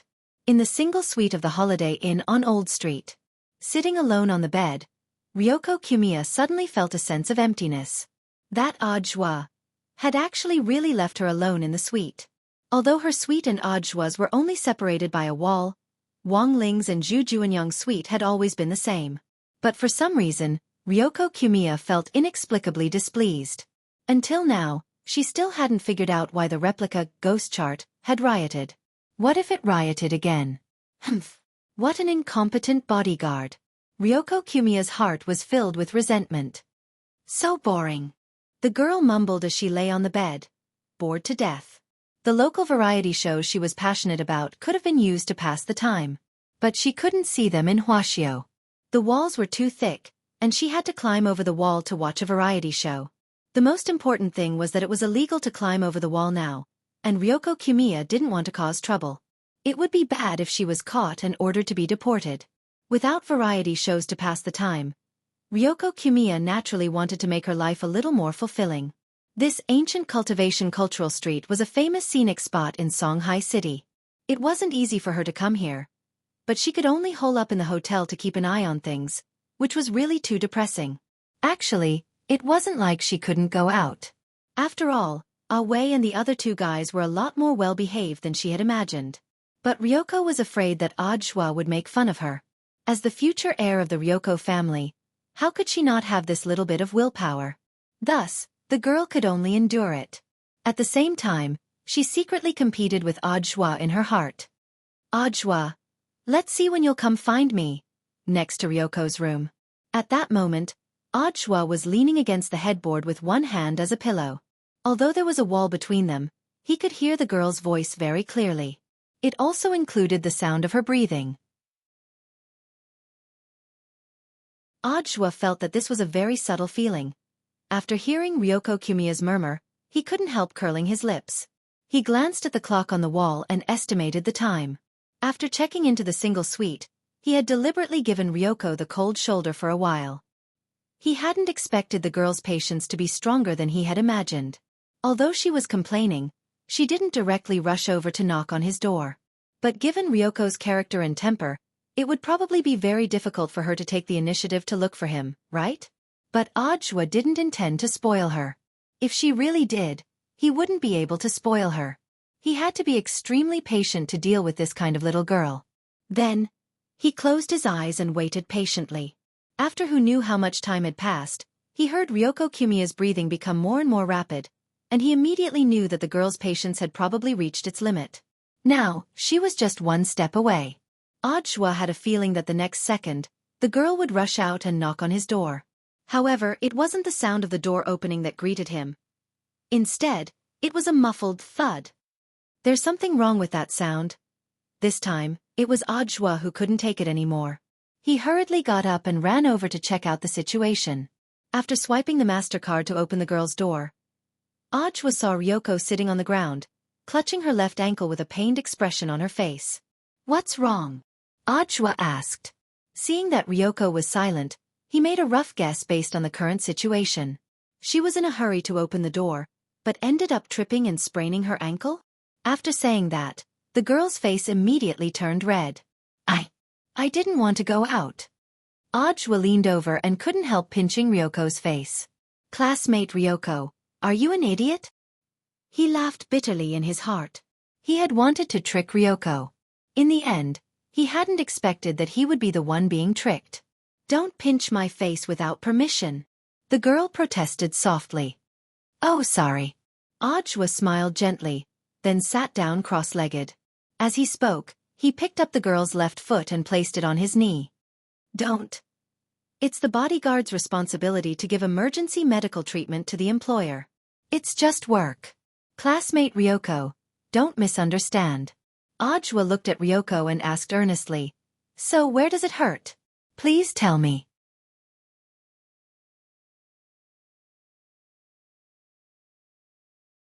Chapter 1476. Because he had been in the Immortal Police Special Operations Unit for a while, Ajwa had only been an ordinary member of the unit during that time, but he had already accumulated valuable learning experience. The Immortal Police at the basic level generally wouldn't be directly assigned to dangerous charge missions, and would instead prioritize medical soldiers. Before Ajwa had been officially transferred to the front line, he had been the son of the stars in the army, and his healing ability had been astonishing. He could even perform first aid on broken arms and legs, let alone this one who had only sprained her ankle. Ajwa carefully probed the area where Jumiya Ryoko was in pain, and moved his fingers little by little. When he touched the core of the pain, he clearly felt the girl suddenly twitch in pain. This was a conditioned reflex. "Is it here?" With a focused expression, Ajwa separated a strand of dark blue spirit energy from his fingertips. Then, a cold energy seeped into the skin of the girl's ankle and seeped in little by little. Ajwa secretly rejoiced in his heart that the situation wasn't too serious. According to his original plan, he had wanted to trick Jumiya Ryoko into knocking on his door, and then take advantage of the situation to take a stroll on the old street. Earlier, he had seen the flying in the moon through the clouds photo that Wang Ling had sent him in private. His Shifu was too handsome. Ajwa's heart itched when he saw it. Thus, he had started to fantasize about Jumiya Ryoko in Han Chinese clothing. It was only now, when he was treating Jumiya Ryoko, that he was startled to realize something. The most profound trick in the world was that there was no trick. Feelings are a very mysterious thing. When your heart is trapped by a person from the beginning, you are already on the passive side. And the emotionally passive were often the hardest to deal with. So when Ajwa discovered that he liked Jumiya Ryoko, he instantly felt how difficult it had been for Lotus Sun. While he was pondering this, Jumiya Ryoko suddenly asked something out of the blue. "Is your relationship with Lotus Sun very good?" It didn't sound like much at first, but to Ajwa, it sounded a little like a test of his will to live. "Why are you suddenly asking this question?" He stared unblinkingly at Jumiya Ryoko's foot and tried his best to remain calm. I see that you seem to be quite proficient in healing spells, so I thought of a piece of gossip from a while ago. Kwamiya Yoshiko said, I remember that Miss Sun suddenly fell into a coma for no reason for a while. That's true. Ajwa nodded. Then, those tabloid media outlets reported that you seemed to be very concerned when she was unconscious. He went there several times in a row. I suspect that you two are dating, Kamiya Ryoko said. Hearing this, Ajwa burst out laughing on the spot. Now, these gossip marketing accounts were really ridiculous. How would he dare to fall in love with his master's wife? Even if he was given 10,000 guts, he still wouldn't dare. Looking at your reaction, it seems that there is no relationship between the two of you? For some reason, Kamiya Ryoko felt that her mood suddenly improved. She had been observing Ajwa's first reaction. Usually the first reaction is hard to fake. Furthermore, Ajwa didn't have any other expression on his face. In Kamiya Ryoko's eyes, this reaction was very real. She's just my junior sister, and old man's son took a lot of care of me before. The Alliance of 10,000 Schools election is coming up, do you understand? Ajwa smiled. That was all he could say. Kamiya Ryoko wasn't stupid. From what Ajwa had said, the reason why he was so concerned about Lotus Sun was partly to return a favor to old man's son, and partly because he wanted to win votes for the election. This reason could be said to be impeccable and without the slightest loophole. After talking for a while, the girl realized that this man in front of her, who had been portrayed as a liar in the Kamiya family, was unexpectedly very honest. Unexpectedly, he was very honest. Logically speaking, there was no need for him to explain it to her so clearly. Kamiya Ryoko was suspicious. She folded her arms and stared at Ajwa. I'm your junior sister now. Do you treat all your junior sisters like this? I won't run over to treat some junior sister. Ajwa shrugged helplessly, then pinched the spot where the girl had hurt the most. The sharp pain from the sprain had completely disappeared. Mission accomplished. Ajwa got up. You're leaving just like that? Kamiya Ryoko also got up from the ground and looked at Ajwa's back with an earnest look in her eyes. Ajwa turned his head slightly, and out of the corner of his eye, he could see the words, I want to go out, written all over her face. What? You want me to stay? No way. Ajwa sighed, and in the end, he went along with the girl's wishes. It's going to be evening soon. I remember that there's a fountain show in the center of the old street at night. Do you want to go together? Who wants to go with you? If I have to go, I'll go alone. Kamiya Ryoko snorted. She took Ajwa's suit jacket from the hanger and put it on, then put on her shoes and walked out of the room. As for you, you just need to fulfill your duty as a bodyguard and protect me from a short distance away. Behind her, the corners of Ajwa's mouth rose wildly. After saying so much, in the end, she still wanted him to accompany her. Elsewhere in the cold weapons shop, Jiang Yingying lay on the mat, her forehead drenched in sweat. She felt that her arm no longer belonged to her at all. Even the makeup on her face was ruined and her wig had fallen off. Jiang Yingying had spent a long time putting on this disguise in the morning. Now it was completely gone, and Jiang Yingying's true appearance was revealed. Since the morning, the girl had tried everything she could, and the highest record she had achieved was 892 meters. To be honest, this record was in fact very astonishing. Looking at it, the shop manager was sweating inwardly. After all, she was Battle Saint's granddaughter. 892 meters was still a long way from the first prize. But if she cashed in these small prizes, she would have earned back all the money she had spent on participating in the Stone Reeds throwing event, and would even have some left over. The most important thing was that Jiang Yingying didn't know why, but she still hadn't finished throwing. Miss Jiang, you still have 19 throws left. I think you've already reached your limit today. How about saving it for now? Next time? By this time, the shop manager had already completed his task. Through precise manipulation, he had used his own method to keep Jiang Yingying in the shop. So you can save. Why didn't you say so earlier? The girl complained endlessly.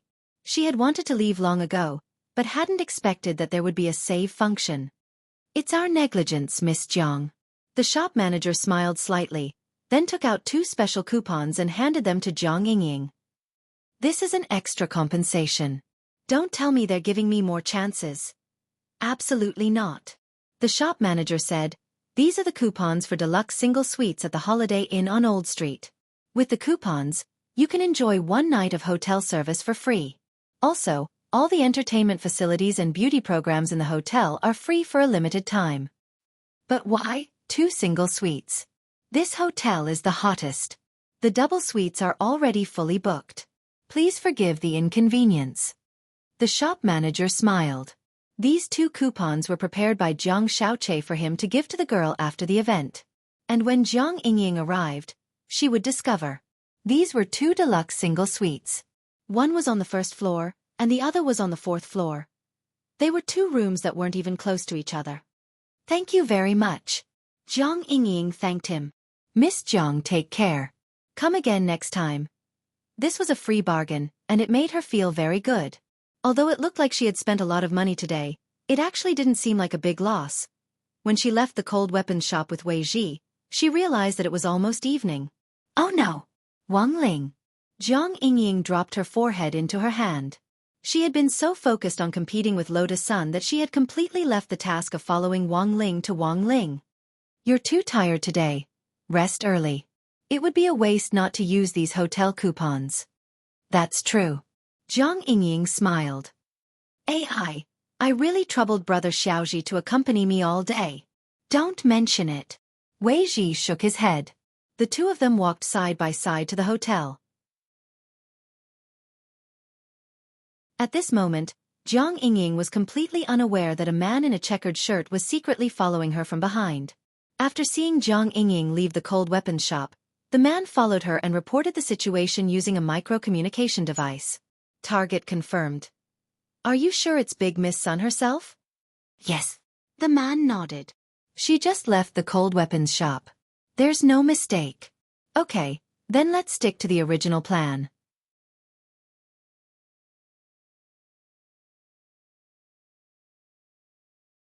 Chapter 1477. Wang Ling waited for less than 30 minutes before they came out of the changing room. For thousands of years, the overall style of traditional Chinese clothing had been light and plain. Although the style was simple, everyone looked different when they wore it. When they wore it, it gave off a faint artsy vibe, as if they had traveled back in time to the past. This was also the reason why traditional Chinese clothing was sought after by so many young people in modern times. The traditional Chinese clothing that Li Yuiwei had chosen was called Red Maple of the Ages.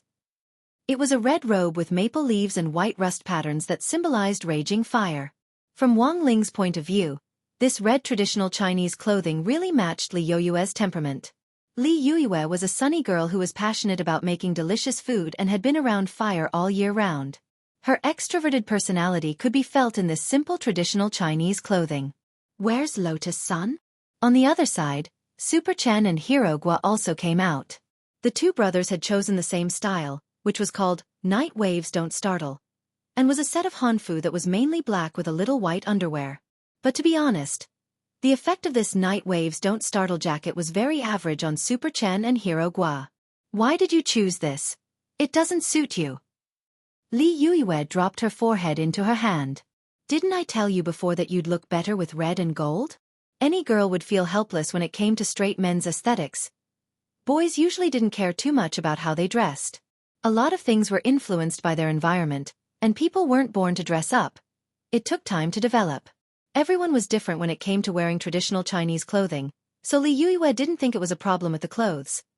It was that Super Chen and Hero Gua didn't quite fit the temperament of traditional Chinese clothing. One was a muscular, hot-blooded Chunibu teenager who was addicted to games but didn't forget to exercise. The other was a 10-year fat homebody who was addicted to games but didn't exercise, and spent all day flirting with his parrot at home. When the 2 of them came out in this traditional Chinese clothing, Li Yuiwei felt that Super Chen and Hero Gua were like the foolish sons of a landlord. She couldn't bear to look at the scene. It's mainly because old Gua doesn't have a suitable size, and this unshaken Night Waves is the only one. It can't be helped. In order not to embarrass old Gua as his brother, of course I have to accompany him. Super Chen wrapped one arm around Hero Gua's neck and grinned. Of course he knew that this Han costume didn't really match his temperament, but he didn't care too much whether it looked good or not. The main thing was that Super Chen didn't have the burden of being an idol. Secondly, they weren't the main characters tonight. Moreover, even if he really found a suitable Han costume, Super Chen felt that the upper body effect was far worse than Wang Ling's. That, flying to the moon through the clouds, was really too imaginative. When Wang Ling had come out of the changing room earlier, even Super Chen had been staring at it. In essence, people would always cast their eyes on beautiful things without hesitation. Even a straight man like him had fallen for it, so it wasn't hard to understand why the girls who took out their phones to take pictures would behave in such a rude manner. So, in the locker room, he and Hirogwa had already come to a decision. Later, when they were watching the fountain show, he would find an excuse to slip away and leave the scene to Boss Sun. There were many people looking at the fountain. With so many eyes, it wouldn't be unusual for them to get separated from the crowd. At that moment, Wang Ling sighed in his heart. He knew it. These two traitors couldn't be relied on. About 3 minutes later, Lotus Sun's voice suddenly rang out. Sorry to have kept everyone waiting. The girl was wearing a dark blue Han costume with a sparkling blue top and a spotless white skirt that was like a bright moon in a calm lake. Everything perfectly reflected the original name of this Han costume. Bright Moon Glass. Super Chen and Hirogwa's eyes were glazed. At that moment, they felt that Lotus Sun was like Lu Li who had walked out of a painting, causing their emotions to ripple slightly at first before swiftly sinking into a kind of tranquility. It gave off the sense of time stopping and the beauty of life. How is it? Doesn't look good, does it? Lotus Sun had a round bright moon fan in her hand. This was a small accessory that went with the Han costume. The actress shyly hid her expression as she stared fixedly at the youngster in white in front of her. Wang Ling's expression, however, didn't show much surprise, because he could actually imagine Lotus Sun in a Han costume. Clothes made the man, and clothes could indeed give a person a completely different kind of spirit, but the most important thing was that a person had to be good-looking. When a person's good looks had already reached saturation, they would still be saturation even if they changed their clothes. So Wang Ling didn't know how to evaluate her. On the other hand, Hirogwa and Super Chen sighed endlessly from the bottom of their hearts. Wang Ling, aren't you going to say something?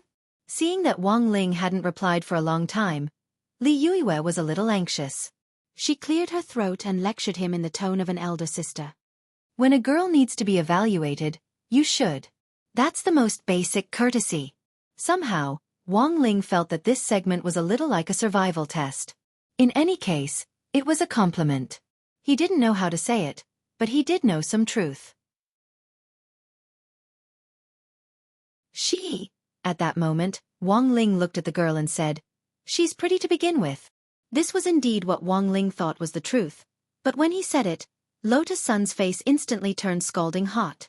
She hadn't expected Wang Ling to actually say this. In a split second, the girl felt as if her heart had been ruthlessly struck by something, and she immediately used the round fan to cover her shy face. Li Yuiwei saw that the back of the fan seemed to be smoking.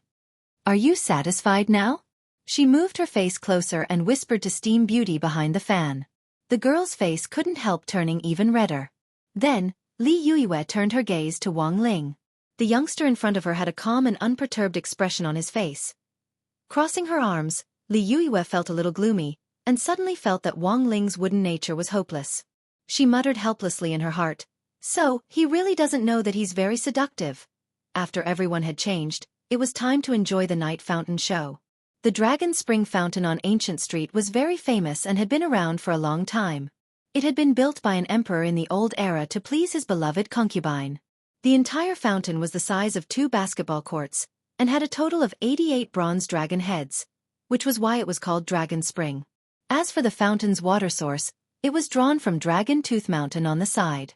This was a huge project, and had once been regarded as a symbol of the emperor exploiting the working people at the bottom of the hierarchy.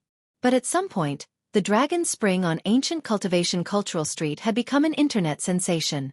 Even the story had changed. It had become a wonderful and touching love story between an infatuated emperor and a pure concubine. With this change, Dragon Spring had instantly become a famous tourist attraction. Touching the dragon head, tossing a coin, and praying for blessings by the fountain had practically become an essential part of the fountain show. "I've prepared some coins. Everyone, make a wish before the fountain show starts," Li Yuiwei said at that moment. She distributed the 1 yuan coins to everyone one by one. Wang Ling imitated the passers-by on the side, and first touched the bronze dragon head next to the fountain.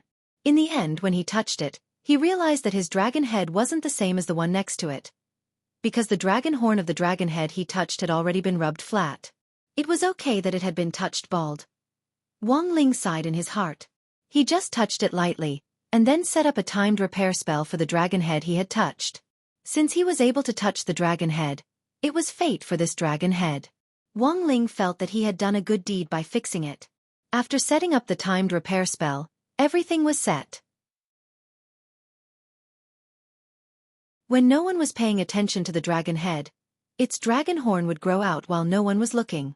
Then, Wang Ling imitated the others and gently dropped the coin into the fountain. He didn't dare directly toss the coin like some people. If he used too much force, the coin would be as powerful as a nuclear torpedo. Then, it was time to close their eyes and make a wish. Wish! The sound of a clear spring. Super Chen made rapid progress. He made a wish and shouted at the same time, startling the people nearby. When all was said and done, he was a veteran player of 10 years of toxic milk powder. On the side, Hero Gua laughed. This was a game meme that only those who understood would understand. Then, he also closed his eyes and started his own wish. Looking at the pious expressions on the faces of the people around him, Wang Ling pondered his own wish.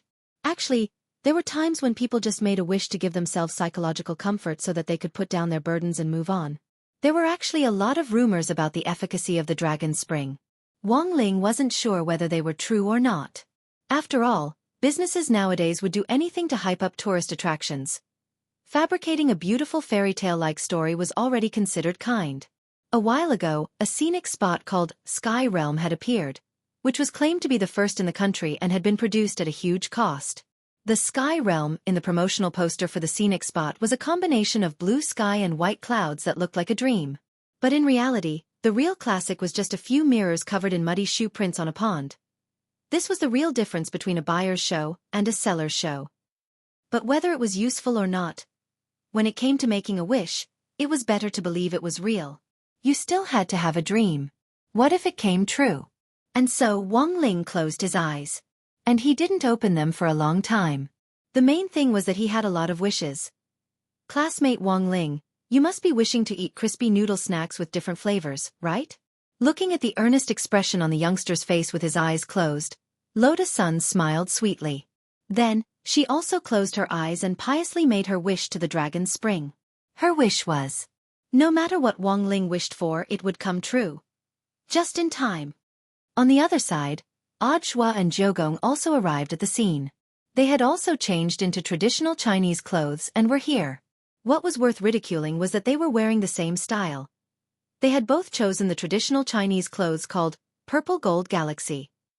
Jiogong Ryoko had chosen the traditional Chinese clothes in the changing room, and hadn't gone through with Shua earlier.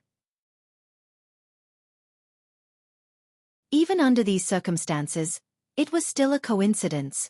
The pattern and pattern of the male version of the Purple Gold Galaxy were different from the female version. However, the highly similar color scheme made them look like a couple when they stood next to each other.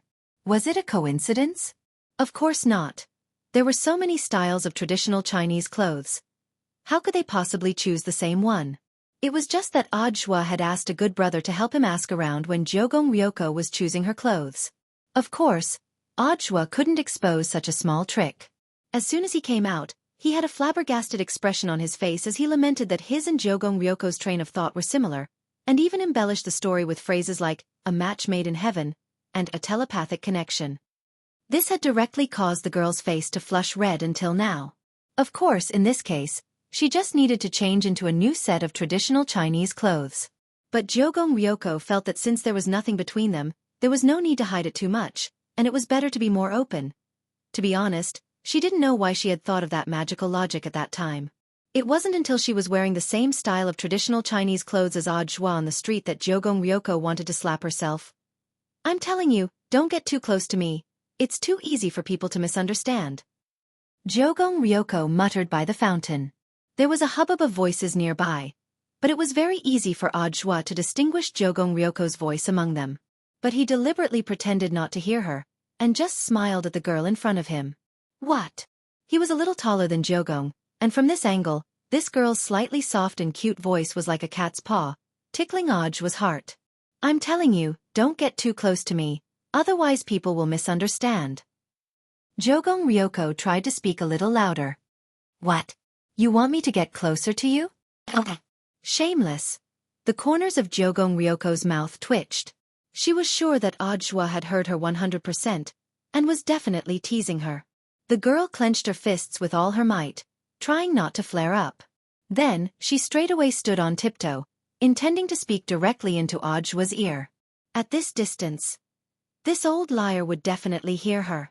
But what Jogong Ryoko didn't expect was that just as she stood on tiptoe, Ajwa also lowered his head, intending to fish out a coin from his pocket. At this moment, the foreheads of the two of them lightly touched each other. In an instant, Jogong Ryoko blushed beyond belief. She abruptly turned her back on Ajwa. What's wrong? No, nothing. Am I too close? Forget it, there are too many people. Let's just do this. After saying that, the girl added, when there are fewer people, stay away from me immediately. Got it? Got it. Ajwa smiled dotingly.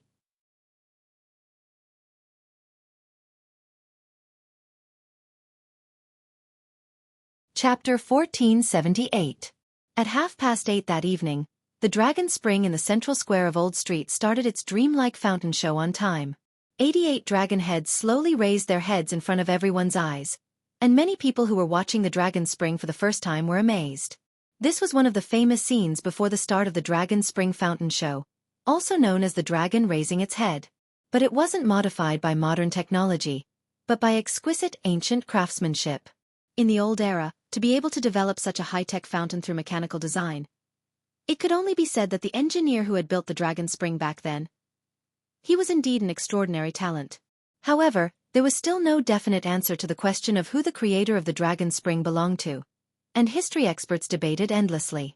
But there was one point of view that was unified, and that was that these history experts still believed that the descendants of the creator of the Dragon Spring must still be in this world. The splendid lights, combined with the beautiful spray of water from the copper dragon heads combined with classical music, formed a fine 7-colored mist in the air, giving people the illusion that they were in an illusory world. Countless columns of water towered into the clouds, sometimes domineering and magnificent, sometimes graceful and graceful, sometimes light and lively, and sometimes ringing like a great bell. All kinds of changes stirred the hearts of the onlookers. For a moment, the couples by the fountain embraced each other, and everyone tacitly quieted down as they quietly watched the fountain show in front of them. Looking around, Ryoko Kyuko suddenly realized that the scene seemed a little awkward. Next to her, the couples were almost all hugging each other, which made Ryoko's face darken. It was just watching a fountain. Was that necessary? It wasn't like they were on the Titanic. If they wanted to nibble, why didn't they do it in bed? Humph. You don't look very happy? Do you want a hug? Ajwa's voice sounded at that moment. How am I unhappy? Ryoko said. Also, you were clearly behind me. How could you have seen my expression? I could tell from your aura, Ajwa said. That's the benefit of having a high cultivation level. Don't be too pleased with yourself, old liar. I'm still suspicious of you, the girl said. Do you think it's possible to cultivate to my level of fighting strength in 6 years? Ajwa smiled with a relaxed expression on his face. What if you have a fortuitous encounter? Who knows? Ryoko Kwamiya pouted and snorted. So now you're avoiding my question? Ajwa asked. What problem? Ryoko Kwamiya pretended not to know. I asked you just now if you wanted a hug? Ajwa stepped forward. Don't move. Sensing that Ajwa's aura was getting closer, Ryoko instantly panicked a little. With a red face, she warned him in her own way. Don't come near me. I really will be angry. All right, I understand. Ajwa stepped back and raised his hands in surrender. Sigh, as expected of Yoshiko. Even when she was angry, she was still so cute. As the saying went, haste makes waste. Ajwa had plenty of patience for this. I've mentioned it before. Know when to relax. This was Ajwa's first love rule for Ryoko Kwamiya. At that moment, Ajwa turned his gaze to the other side.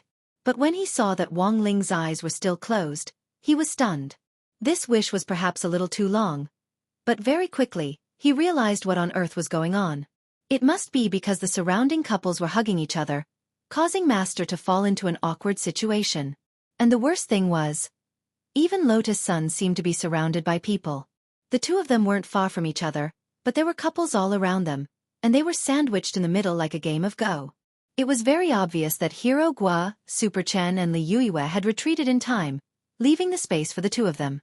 But they had underestimated the number of couples around Longquan. The situation doesn't look good. I have to think of something. He had come to the old street this time mainly because he had been ordered by Wang Ling to help them out. Although he was flirting with Ryoko Kamiya, he still hadn't forgotten the task Shifu had given him. He could only go over first. Ajwa himself wasn't afraid of embarrassment. He then took the initiative to walk in Wang Ling's direction. Sensing that Ajwa's aura was getting farther away, Ryoko hurriedly asked, "Where are you going?" "Ah, I'm going to the bathroom. Do you want to follow me?" Who wants to follow you? The girl snorted. Out of the corner of her eye, she looked in the direction Ajwa was leaving in, and her intuition told her that things weren't that simple. So, should she follow him and take a look? Ryoko was conflicted. She took about 3 seconds to think, and finally took a step forward. Humph. Of course, where this guy was going had nothing to do with her. But wasn't it normal for an employer to supervise a bodyguard's work? Thinking this, the girl seemed emboldened, and she began to move forward bravely. Her steps were firm and confident. At the same time, eldest Miss Sun, who was trapped among the couples, was troubled by the situation in front of her. As soon as the fountain show started, the couples nearby had all swarmed forward to get a better look, and had instantly separated her and Wang Ling. She was now surrounded by couples, and although she could sense Wang Ling's aura not far away from her, the situation was still very awkward. And most importantly, almost all the couples around her had started to nibble at each other's cheeks. The impact of this scene was undoubtedly a critical blow to a girl in unrequited love. And most importantly, she couldn't choose this moment to disturb others, as that would be too rude. "Sorry, please excuse me." At that moment, a familiar voice rang out. It was as if she had heard the voice of her savior. She saw Ajwa coming toward her and greeting the couple in front of him who were nibbling at each other's necks. The couple looked very unhappy at being disturbed. The man was a big guy with a tattoo on his arm, and he had an unhappy expression on his face. "Who are you?" "Sorry, I just wanted to excuse you. My junior sister got separated inside," Ajwa said very politely. "School-style role-playing, how interesting." The tattooed man chuckled. "Bro, where did you find this student? Introduce her to me." "Don't you already have a girlfriend?" Ajwa frowned, feeling a little uncomfortable. It wasn't just him. When the people nearby heard this tattooed man's words, they all stopped what they were doing and looked over one after another. This was too scummy. "It's a consensual thing, it's just for fun. My partner never minded." Saying this, the tattooed man lifted his girlfriend's chin, a fierce light in his eyes. "Isn't that right, HM?" MM. The girl lowered her head, not daring to look him in the eye. Ajwa could clearly sense that she was afraid. Perhaps even the matter of becoming her girlfriend had been one-sidedly coerced by the other party?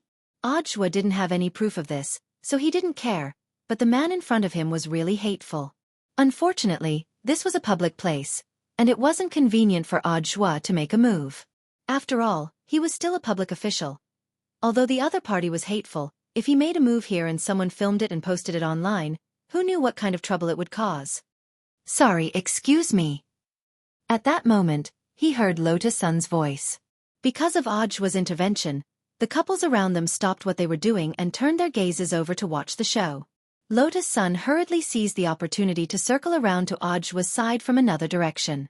Ajwa hadn't expected that his goal would actually be achieved just like that. He had wanted to go over and pull the girl out, but hadn't expected to indirectly resolve the situation instead. Lotus Sun had heard what the tattooed man had said earlier. As a girl, she was naturally very unhappy. She stared at the tattooed man and tried hard to restrain the sword chi that was ready to burst out of her. "You'd better correct your attitude." "What? Is this the junior sister you were talking about?" The tattooed man was amused and looked at Ajwa. "She's not bad looking, like an idol star? How much for a night?" When he said this, a lot of people nearby felt a surge of anger in their hearts. Quite a few boys in the crowd had already rolled up their sleeves and were ready to gang up on him. Then, he plopped down on a certain bronze dragon head that had been touched bald and sneered. Today, I'll be sitting here. I want to see who dares make a move on me. The tattooed man had a high and mighty attitude. As he sat, he pulled his girlfriend to him and held her tightly with one arm. It seemed to be a threat, and many of the young men who wanted to step forward and beat him up hesitated.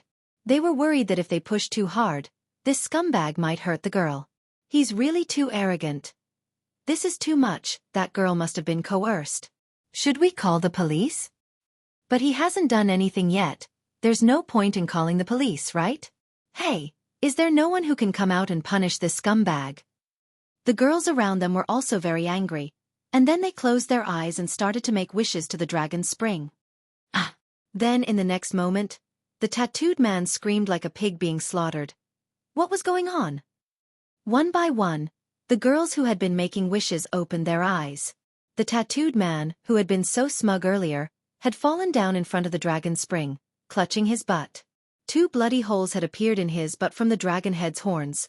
What the hell? Everyone's eyes were filled with horror. The originally bald dragon head had actually grown horns again. It must be classmate Wang Ling. Lotus Sun instantly understood something. With a smile on her face, she instantly felt much better. As expected of Shifu, Ajua couldn't help laughing. He then gently tugged at the corner of Lotus Sun's Hanfu and said in a low voice, "Junior Lotus Sun, there are too many people here. Shifu has already gone out. I think he has something for you." Ah! Wang Ling. He wants to give me a present? The girl was pleasantly surprised. You'll know when you go out and take a look. Let's go.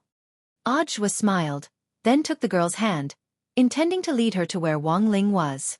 This scene was witnessed by Kyuya Ryoko.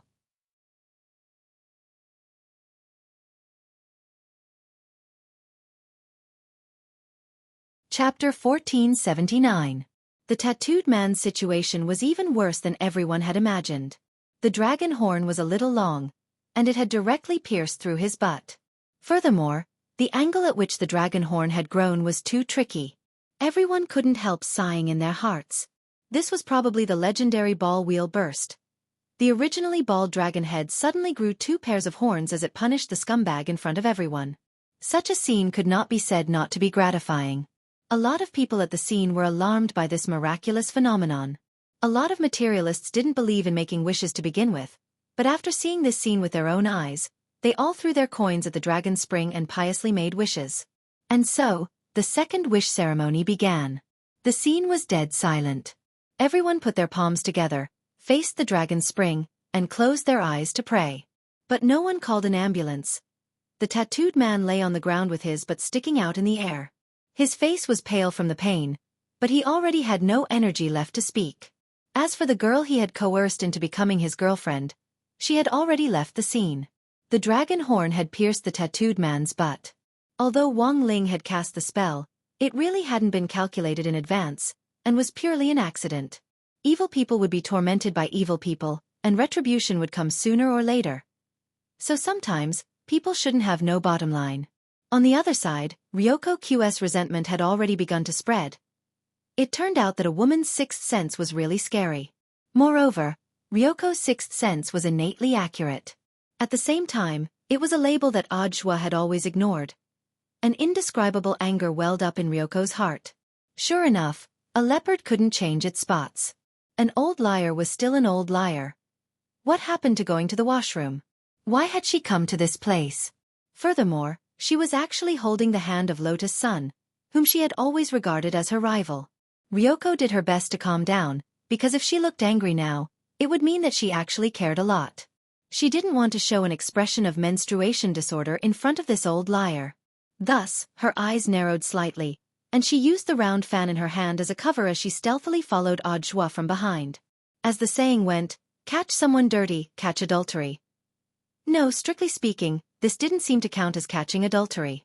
This time, they were just looking for evidence that Ajua had left his post without permission. As a bodyguard, he actually used the excuse of going to the washroom as an excuse to cheat on someone else. This was too much. Ajwa held Lotus Sun's hand all the way until they were out of the crowd. There were too many people, so bringing a girl along was actually a gentlemanly behavior. The main thing was that they were already very familiar with each other, so they didn't have any strange ideas or thoughts about each other. Of course, that was if Wang Ling was the one holding her. That would be different. This short 10-meter walk away from the crowd was enough for Lotus Sun to conjure up a 100,000-word romance novel. Senior Ajwa, don't you feel a little cold? As they walked, Lotus Sun suddenly felt that something wasn't right. I really didn't expect there to be so many people today. It's probably because he left the crowd. Ajwa said. It was mainly because they had just been watching the fountain show inside. The crowd was crowded together, and it was indeed a little stuffy. Come with me, Shifu is still there, said Ajwa. He had nothing else on his mind now, and just wanted to bring his Shifu over as soon as possible, and then quickly return to Kuya Ryoko's side. The direction they were heading in actually happened to be in the direction of the washroom. Ajwa had calculated the time it would take to get there and back. It was a pity that the incident with the tattooed man had delayed them a little. Otherwise, he would have brought the girl there long ago. As the two of them moved forward, Kuya Ryoko stealthily followed them. She knew that Ajwa could sense her aura, so she didn't dare get too close, and just observed what was going on in front of her from a distance. Halfway there, Lotus Sun suddenly stopped. Senior Ajwa, did you hear something? I think I heard someone talking about me. No way. Then, Ajwa also paused. It's coming from the southeast. Lotus Sun frowned slightly. Carefully distinguishing the sound, he finally confirmed its direction. It was coming from 2nd Street, the ancient cultivation cultural street. Moreover, the voice was clearly coming from a mobile phone. It was a person communicating with the person on the other side of the phone. When on earth can we send the blackmail letter? There's no hurry. Eldest Miss Sun is a valuable hostage. Keep an eye on her, we'll be there soon. I wonder how much Huagua Water Curtain Group is willing to pay to ransom her. Hee hee. What about this guy who was caught with us? Did you see his face? Yes. At that moment, the voice of the person on the other end of the phone suddenly turned gloomy. There's no other way. Find someone to take him to a deserted place and kill him. Make sure he's clean. Got it. That was the end of the call. I've been caught?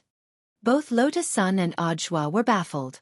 The kidnappers of unknown origin hadn't expected Lotus Sun, who was standing several hundred meters away, to hear their conversation loud and clear. Amplifying one's hearing was actually very uncomfortable, because all kinds of sounds entered one's ears. In fact, it was an instinctive reflex. The girl had heard the term eldest Miss Sun many times, so she naturally reacted. At first, she thought that someone was talking about her, and out of curiosity, she amplified her hearing. In the end, after some probing, Lotus Sun realized that she seemed to have learned something incredible. Frowning, Ajwa suddenly thought of something. I think they might have caught the wrong person. That's right. It's classmate Jiang. Lotus Sun quickly understood. Classmate Jiang does look a little like me. Then there's no mistaking it. At that moment, Ajwa opened his eyes. I know. Classmate Jiang brought brother Wei Ji here today, but their auras have already disappeared. They've probably been locked up somewhere by these kidnappers. Then what do we do now? Lotus Sun was a little anxious. There's no other way. Junior Lotus Sun, hurry and meet Shifu. Leave this matter to me, Ajwa said at that moment. The situation was critical, and he was about to move, when the girl pulled him back. Senior, wait. Do you have something to tell me? I think I should handle this matter, Lotus Sun said. She actually didn't like Jiang Yingying very much because she kept trying to get close to Wang Ling. But if she put Jiang Yingying in danger, that wasn't what Lotus Sun wanted to see. Since this group of kidnappers had been after her from the beginning, as long as she went over, maybe they would give up on hurting Jiang Yingying and Wei Ji. In any case, these kidnappers probably couldn't hurt her. After a few seconds of silence, Ajwa finally respected the girl's opinion. Very well, then be careful, junior sister. I'll leave classmate Jiang Yingying to you. I'll explain the situation to Shifu. I'll be back soon. Lotus Sun nodded, then quickly ran in the direction she had heard earlier. When Ajwa came back to his senses, there was only the alluring figure of a young girl left in front of him. But at that moment, he noticed that the air around him seemed to have turned colder. Behind him, Kamiya Ryoko secretly narrowed her eyes as she watched him from a distance.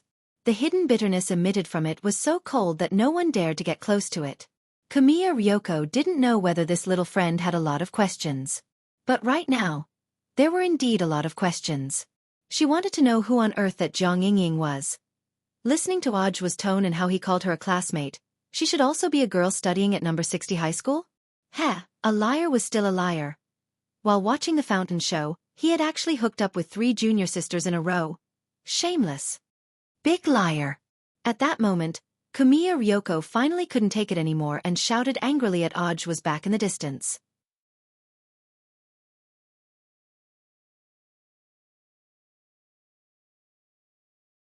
Chapter 1480.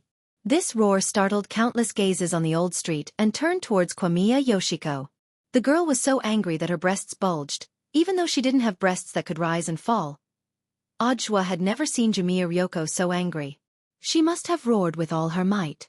Perhaps to Kamiya Ryoko, the lethality of this roar was as shocking as a battlefield roar. But Ajwa wasn't afraid at all. Yoshiko was so cute that he liked her even when she roared. But Ajwa had miscalculated when Kamiya Yoshiko caught up with him. He was too focused on helping his master out of trouble and guiding his mistress to meet up with his master. Due to a moment of carelessness, he didn't even notice that he was being followed. Although he wasn't afraid of the girl's roar, when he saw the tears in the corners of Kamiya Ryoko's eyes, his expression instantly turned serious. From the looks of it, the problem was rather serious. This little girl is really angry. Sighing silently in her heart, Ryoko Kamiya turned around and ran in the opposite direction. Seeing this, Ajwa dashed forward to give chase. "Jiogong!" he shouted as he ran, not because he was afraid of anything, but because he was worried that the girl would hurt herself in the crowd. As he chased after the girl, for some reason, Ajwa felt a sense of déjà vu from a TV series. There seemed to be such a chase scene in many youth blockbusters. It was just that Ajwa hadn't expected that when his youth had already expired, he would still have to chase after a girl in front of so many people. Thus, in the next 20 minutes, as Ajwa chased after her, Kamiya Ryoko ran at the same time. He could catch up with her, but he was afraid that if he ran too hard, he would hurt her. After chasing for a full 8 streets, from the 2nd Street to the 10th Street area, the girl in front of him finally stopped. Because Kamiya Ryoko suddenly realized a problem. That was, even though Ajwa's realm was higher than his, there was still a huge gap between their physical abilities. That was to say, if she continued to run, she would run out of strength. And Ajwa would catch up to her sooner or later. Only God knew if this old liar would do something strange when his physical strength was damaged. In fact, after running for so long, Ryoko had calmed down a lot. Because in essence, she and Ajwa only had an employer-employee relationship. Even if this old liar had a messy private life, it had nothing to do with him. As the employer, the most she could do was condemn this kind of behavior from a moral point of view. "Classmate Jiogong, you're not running anymore?" Ajwa asked with a smile. He chased all the way to 10th Street, and there were significantly fewer people around. The closest witness to them was a fruit stall owner who was nibbling on a watermelon. To be honest, Ajwa hadn't expected a girl with such a flat chest to actually be able to run so fast. From a fluid dynamics perspective, the streamline of a flat chest wasn't outstanding, so it should have increased air resistance. But after thinking about it, he instantly understood. Perhaps it was because it was too flat, causing the quality to decrease. Under normal circumstances, Ajwa would definitely use this as a joke, but now clearly wasn't the time. The girl in front of him didn't seem so angry anymore, but Ajwa still sensed a hateful gaze from Kamiya Ryoko, just like when she had come to the headmaster's office to question him a few days ago. Ryoko Kamiya crossed her arms, and her voice reverted to that of a cold young lady. "Junior son. Junior Jiang. How many junior sisters do you have?" Hearing this, Ajwa actually wanted to laugh a little in his heart. Because the smell of jealousy was really too strong. But the girl in front of him didn't seem to realize it. Why did he like this girl so much? "I think classmate Kamiya must have misunderstood something," Ajwa said. "I used the excuse of going to the washroom to look for junior sister Lotus Sun on the way. But at the time, Junior sister Lotus Sun was squeezed among the couples and looked very troubled. That's why she asked me to do her a little favor and bring her out. The people on the side were all kissing, and girls are shy and didn't want to disturb them. This is also to return a favor? For the election? Kamiya Ryoko snorted. Yes, it's to return a favor, but it's actually a favor from classmate Kamiya, Ojwa said. As an excellent planner, he had naturally been looking for a way to make the two of them work together after learning that the relationship between his Shurfu and Kamiya Ryoko wasn't very harmonious. In fact, as he had been running just now, Ojwa had indeed thought of a brilliant plan. I owe her a favor? Are you kidding me? Kamiya Ryoko had an incredulous expression on her face. I actually asked junior sister Lotus Sun to use her family's power to arrange the rooms for Aoi and the other two, as well as the witness protection plan, Ojwa said. Of course, this explanation was different from the actual situation, but when you thought about it carefully, there was nothing wrong with it. This hotel was originally a property of Huagua Water Curtain Group, so the implementation of the witness protection plan was inextricably linked to Huagua Water Curtain Group. This was an unassailable reason. Even if Kamiya Ryoko investigated it later, the conclusion she would reach would be the same. While he had been chasing the girl, Ojwa had already written a text message to Lotus Sun, and had been prepared in advance to collude with her in case the cat was out of the bag. Although she was skeptical about this answer, Kamiya Ryoko felt a lot more comfortable. Humph. Did I say I wanted her help? Ojwa looked at her with a firm gaze and said, So I'll do everything for her. I begged her for a long time. For you. Kamiya Ryoko flushed. Humph. Spineless. You can investigate what I said later. Are you satisfied now? It's getting late. Go back and get some rest, Ojwa said. Wait. There's still another junior sister you haven't told me. Who on earth is that Jiang Yingying? So there's something classmate Kamiya doesn't know. Ojwa said, according to the clues I just received, classmate Jiang Yingying has been kidnapped. But in fact, this group of people came for junior sister Lotus Sun. How could it be wrong? At first glance, classmate Jiang Yingying and junior sister Lotus Sun do look a little alike. Junior sister Lotus Sun is now using her family's power to negotiate with the kidnappers, Ojwa said. He realized that the term family's power was really useful, and could perfectly explain a lot of things. So that's how it is. Kamiya Ryoko frowned and looked very concerned. Then how is Lotus Sun? Are you worried? Who's worried about her? I just want to return the favor. Now that the matter had been cleared up, Kamiya Ryoko's mood had already returned to normal.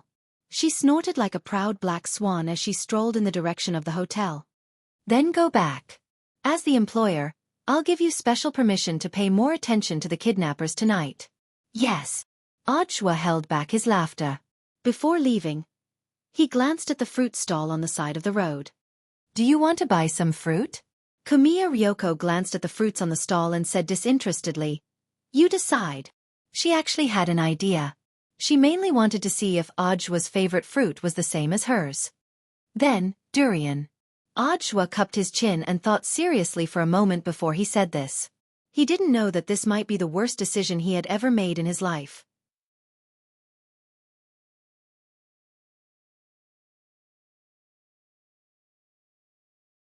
Chapter 1481. Hearing the word durian, Kamiya Ryoko's expression brightened. Ah, you like durians too?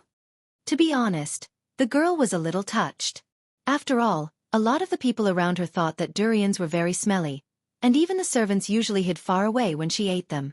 She hadn't expected Ojwa to have the same thoughts as her, and also liked to eat durians. Isn't durian the most fragrant fruit in the world? At that moment, he looked at the girl with a smile in his eyes. Kamiya Ryoko's eyes instantly lit up.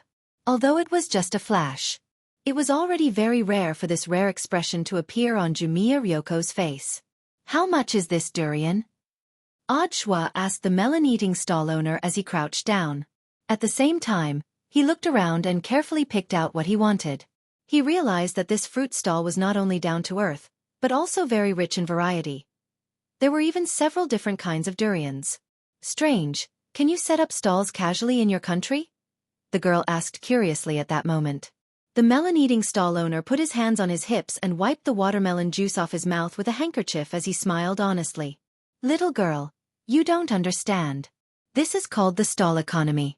Now, it's very helpful for people's livelihood.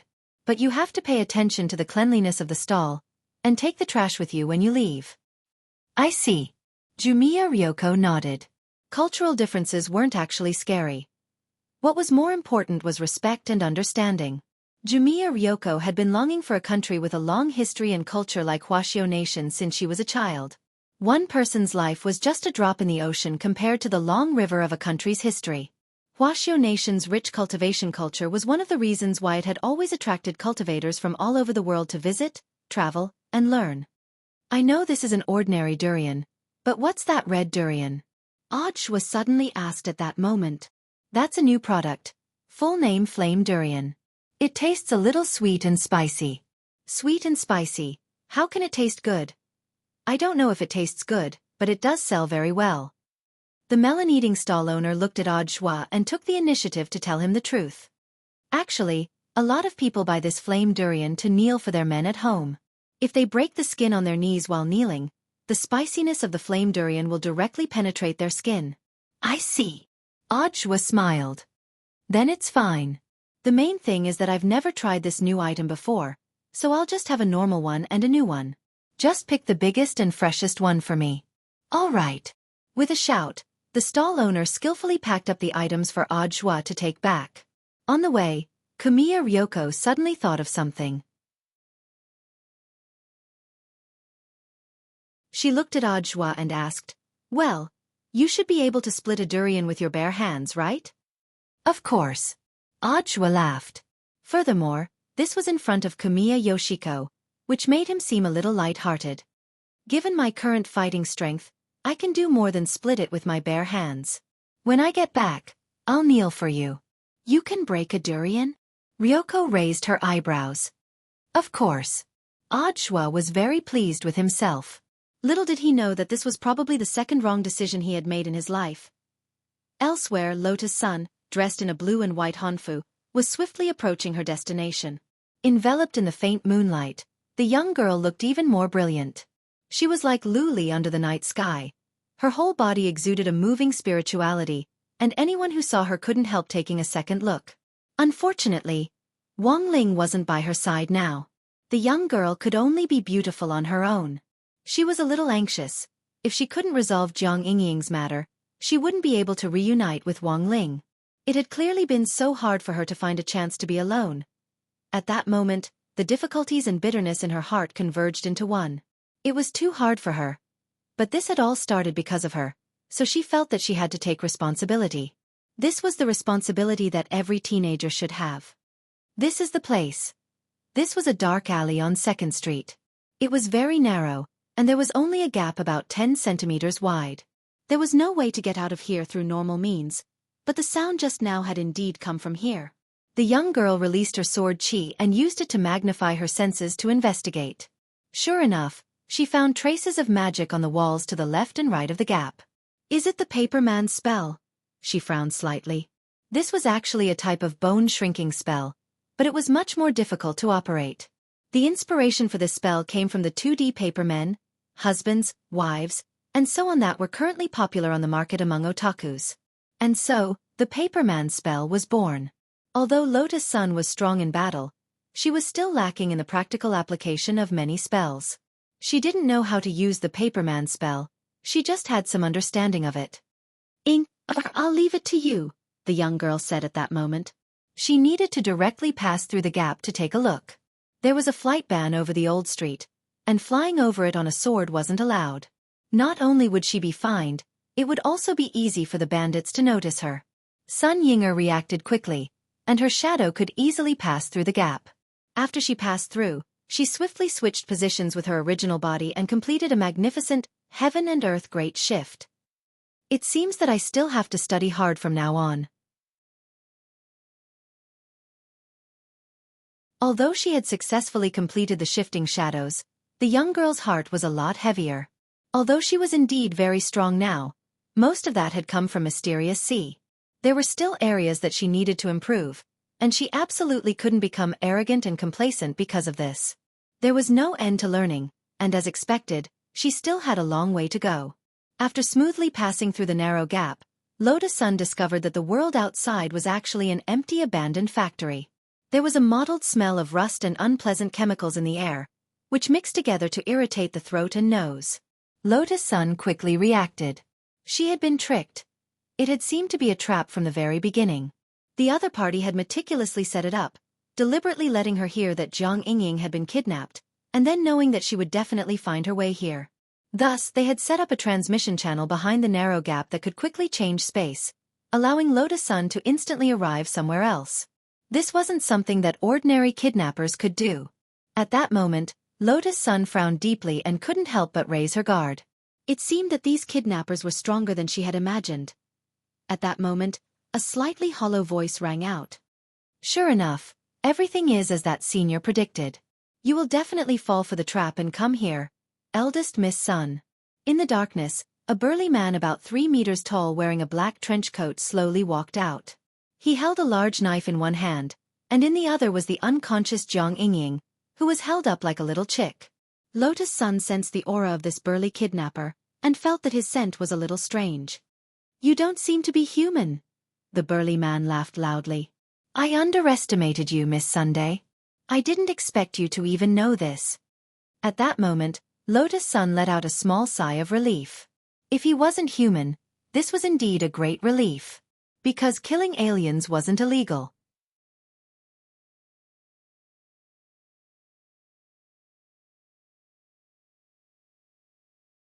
Chapter 1482. After realizing that his identity had been exposed, this burly 3-meter-tall man finally took off his human skin coat. This was a special painted skin that could hide his true form without being discovered. The 6 main Heavenly Dao in Heavenly Court also had the same thing. The human skin coat that Death Heavenly Dao was wearing as number 60 high school's colonel in the mortal world was probably the same as the one this alien was wearing. This was a very powerful disguise that ordinary cultivators wouldn't be able to tell.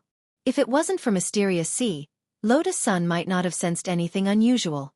The moment the human skin coat was torn off, 2 huge silver horns instantly sprouted from the 3-meter-tall monster's scalp. These silver horns were densely covered in whorls and gave off a strange luster as they curled backwards. This was a humanoid extraterrestrial lifeform with a silver horn, a single eye, a sharp chin, and a strange dark yellow pupil. Its skin was densely covered in scales with a metallic luster. Its 2-meter-long tail was covered in sharp barbs. Looking at the creature's true form, the girl couldn't help feeling a little stunned. This was because the creature's chest was actually transparent, and inside it was something that shone like a crystal. What on earth is this? Even Sun Yinger had never seen such a creature before. After all, she had all the information on the entire void in her mind. The void had a very long history, and it stood to reason that Sun Yinger knew most of those alien creatures, but she had never seen anything like this. Alien Iron Man. That was right. The more she looked at it, the more she felt that the thing glowing inside the creature's transparent chest was just like Iron Man's energy reactor. Doesn't this venerable one look very mighty and domineering? The silver-horned man opened his mouth. In fact, he didn't really care what she thought. This is Earth, and it's normal for Earthlings to have the same aesthetic standards as the universe's average. Lotus Sun. This was the girl's first time fighting an alien. Because she didn't know what the other party was up to, the girl's expression was especially cautious. But judging from the other party's understanding of her, she could roughly infer that the senior this alien was talking about might be Peng Shiren from a while ago. Lotus Sun remembered that she had witnessed everything the last time she hid in Wang Ling's inner world. It was still vivid in his mind. The young man who had suddenly jumped out to cause trouble had almost been killed by Wang Ling. Later, he thought that he had successfully taken the old Rubik's Cube from Earth and returned to the infinite galaxy. Then, she heard that there seemed to be a huge explosion in the depths of the infinite galaxy. Perhaps Peng Shiren and that sealed creature were both dead. However, judging from the current situation, the other party was not only safe and sound. They even sent narcissistic aliens from the infinite galaxy. I'll just get rid of him. At this moment, Lotus Sun closed her eyes slightly, already planning to summon Mysterious Sea. Although she really wanted to know the relationship between the silver-horned alien and Peng Shiren, It was unrealistic to consider capturing the alien alive in such a situation where human lives were at stake. Because she didn't understand this silver-horned alien at all. Jiang Yingying and Wei Ji's safety came first. The simplest and crudest way to save the two of them was to kill the alien. Miss Sun, I like the look in your eyes. I also admire your courage. You're clearly only at the foundation establishment stage. In my hometown, you're less than a speck of dust, said the silver-horned creature. Enough nonsense. Lotus Sun frowned. So, you don't even care about your friend's life? The silver-horned creature sneered, completely disregarding the girl in front of him. I promise you, if you do anything, you'll definitely regret your stupid actions later. The silver-horned creature was very confident, because he knew very well who on earth stood behind him. That was Dao Ancestor Wang's only true disciple. It was also because of Peng Shiren that the alien race, which had originally declined, had collectively completed their evolution and become a higher life form. Peng Shiren had asked him to capture Lotus Sun alive if he could. But because the gap in strength was too obvious, the silver-horned creature was worried that if he took action, this Earth girl who was only at the foundation establishment stage might directly turn into ashes and die. Using her good friend to threaten her was perhaps the safest and most reliable way to capture her alive. Leave with me, and I promise I won't hurt you. You can also save the lives of your two friends. The silver-horned creature laughed. But if you resist, you know the consequences. With your low realm, I'll crush this girl's head the moment you attack. Let's see if you're faster or if I'm faster. Then, can I ask another question? Of course. If you have any other questions, just leave with me, and I can answer them, the silver-horned creature said very politely. You should have accomplices, right?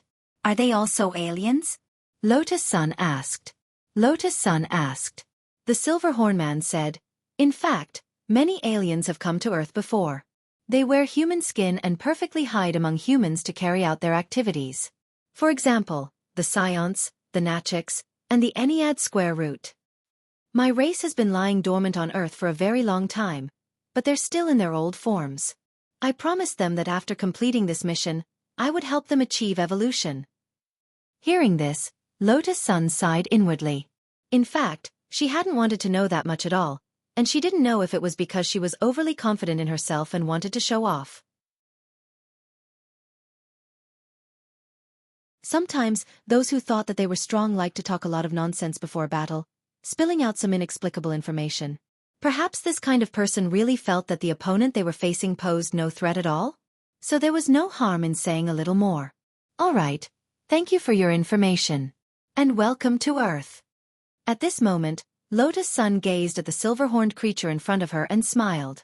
Human lives were at stake, and there was no time to lose. The silver-horned creature had thought that the girl in front of him had completely given up.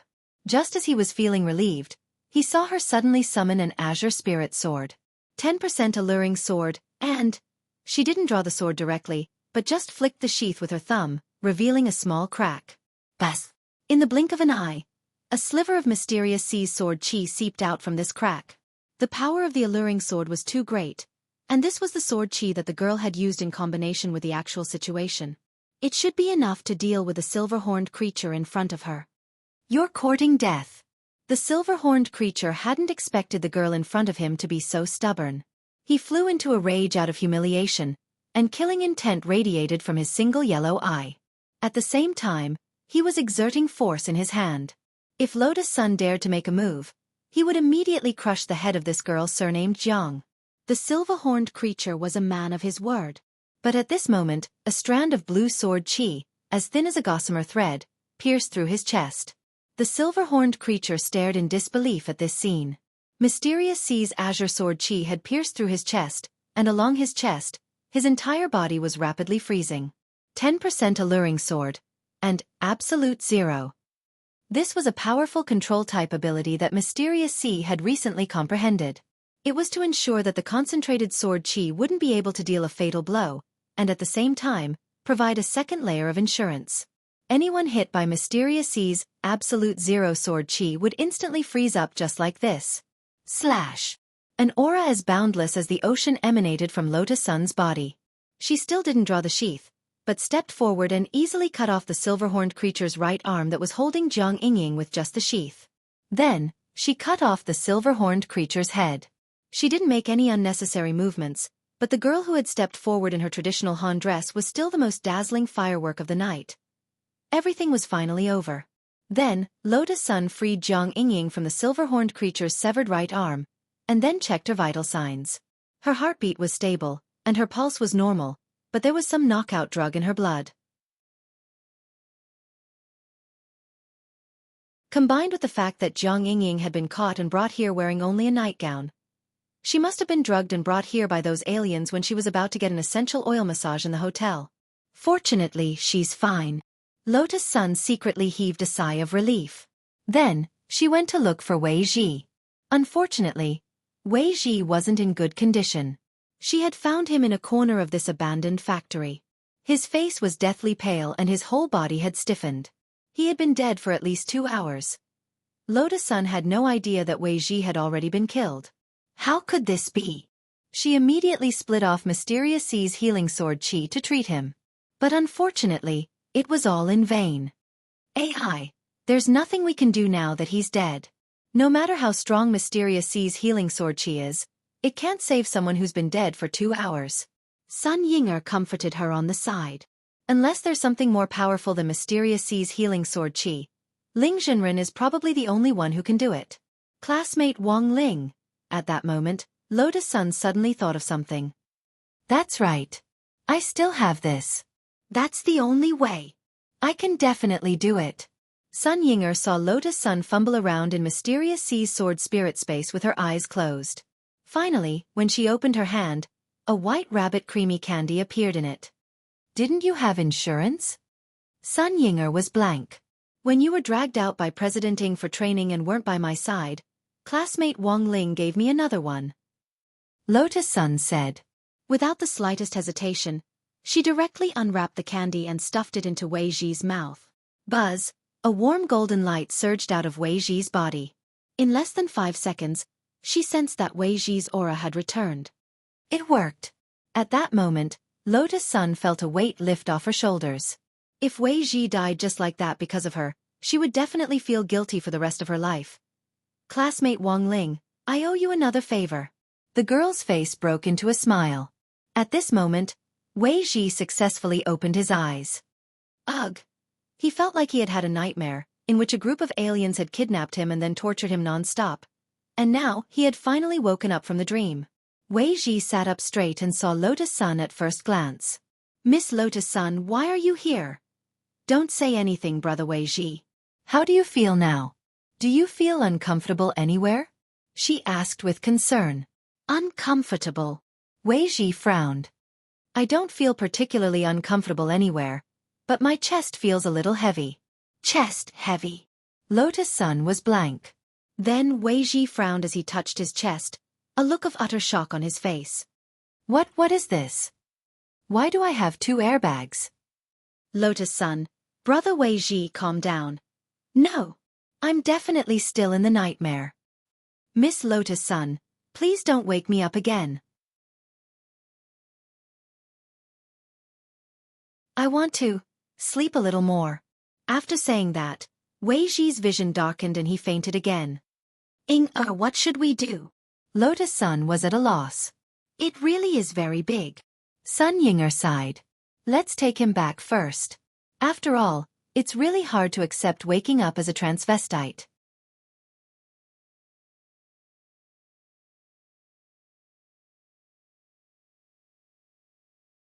Chapter 1483. If word got out that Battle Saint's granddaughter had been kidnapped, it would probably shake the whole country. Fortunately, Lotus Sun had handled the situation very well and prevented it from escalating further.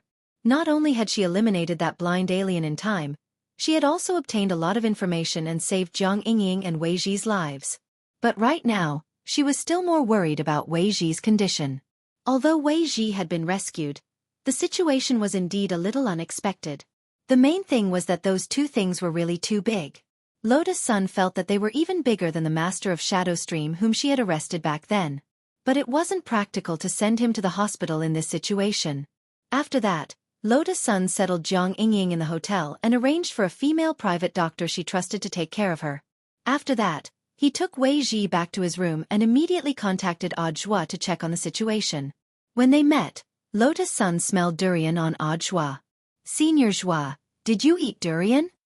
Ah, sorry, don't you like the smell? I came in a hurry and didn't rinse my mouth. It's fine, I also like durian. Lotus Sun smiled. Odd Joie could clearly feel the fatigue on the girl's face.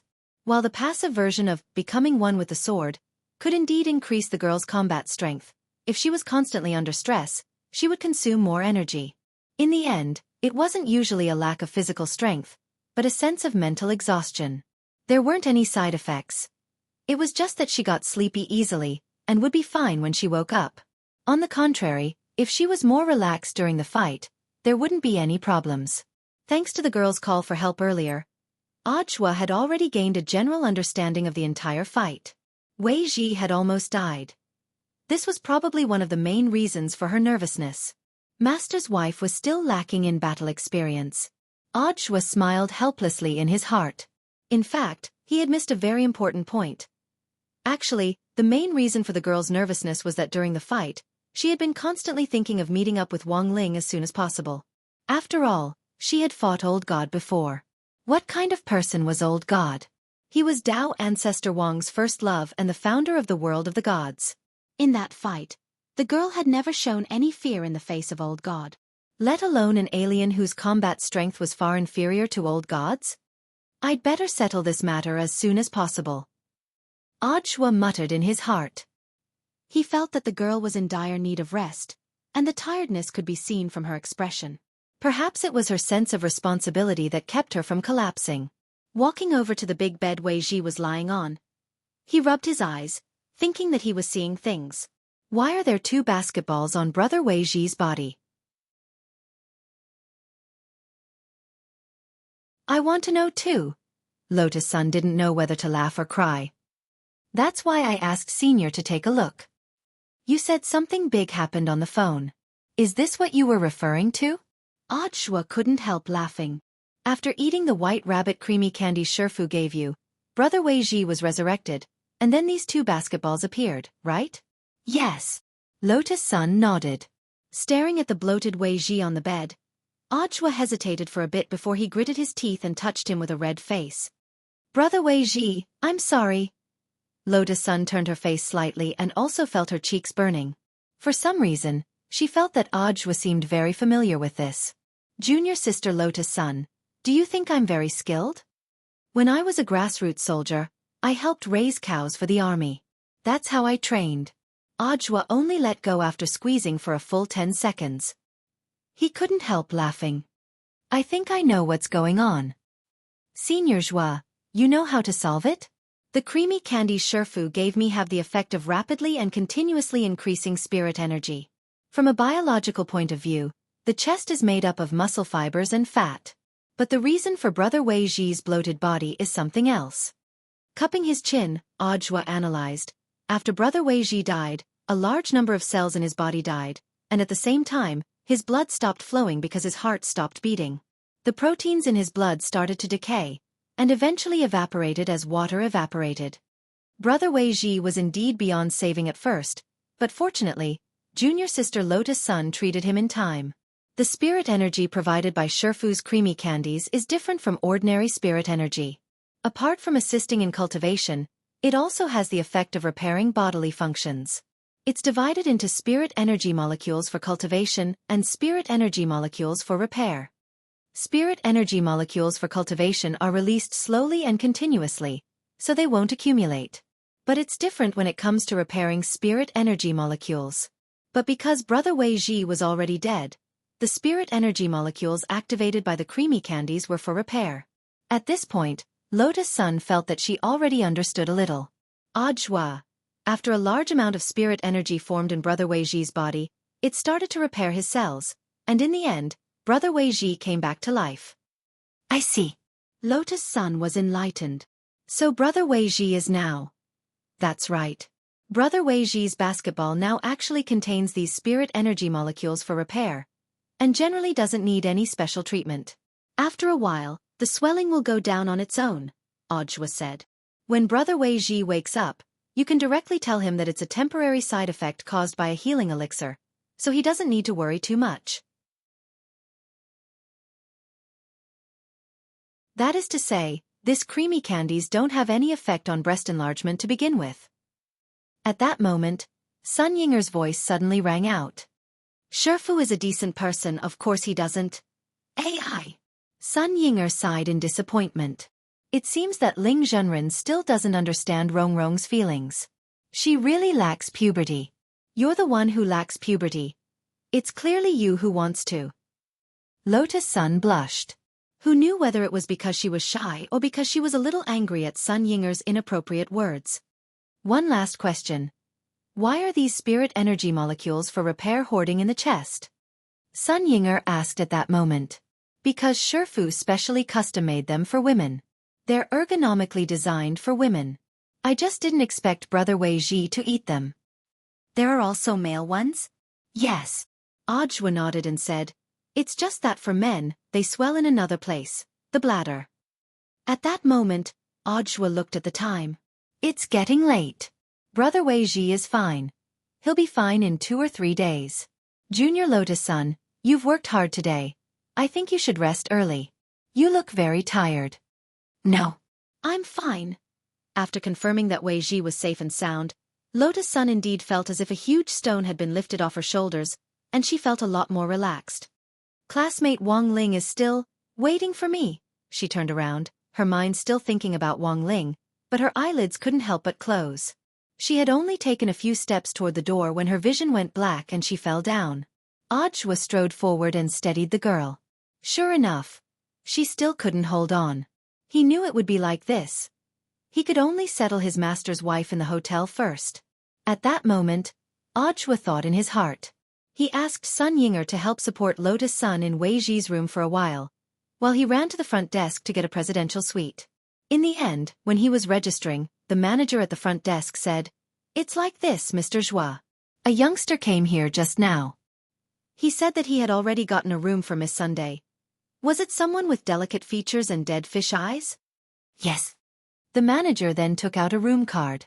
This is the annual card for the presidential suite that the youngster left behind, as well as some candy. Where is he? He probably went home. Although he wasn't surprised by this outcome, Ajwa still sighed in his heart. If it hadn't been for this little interlude with the alien, Shifu and Masteress might have become one tonight. Where's the candy? Ajwa asked after accepting the room card from the manager. The manager smiled slightly, then took out something from under the table and put it on the table. This sack is full of candy. Ajwa. You're tuning in to the Dreamy Chapters YouTube channel. We're so grateful for your support and don't forget to subscribe to join us on this incredible journey through captivating stories. Your generosity through donations truly makes a world of difference, as it's the primary source of revenue that allows me to expand and enhance this channel for you. Thank you from the bottom of my heart for being a part of this adventure.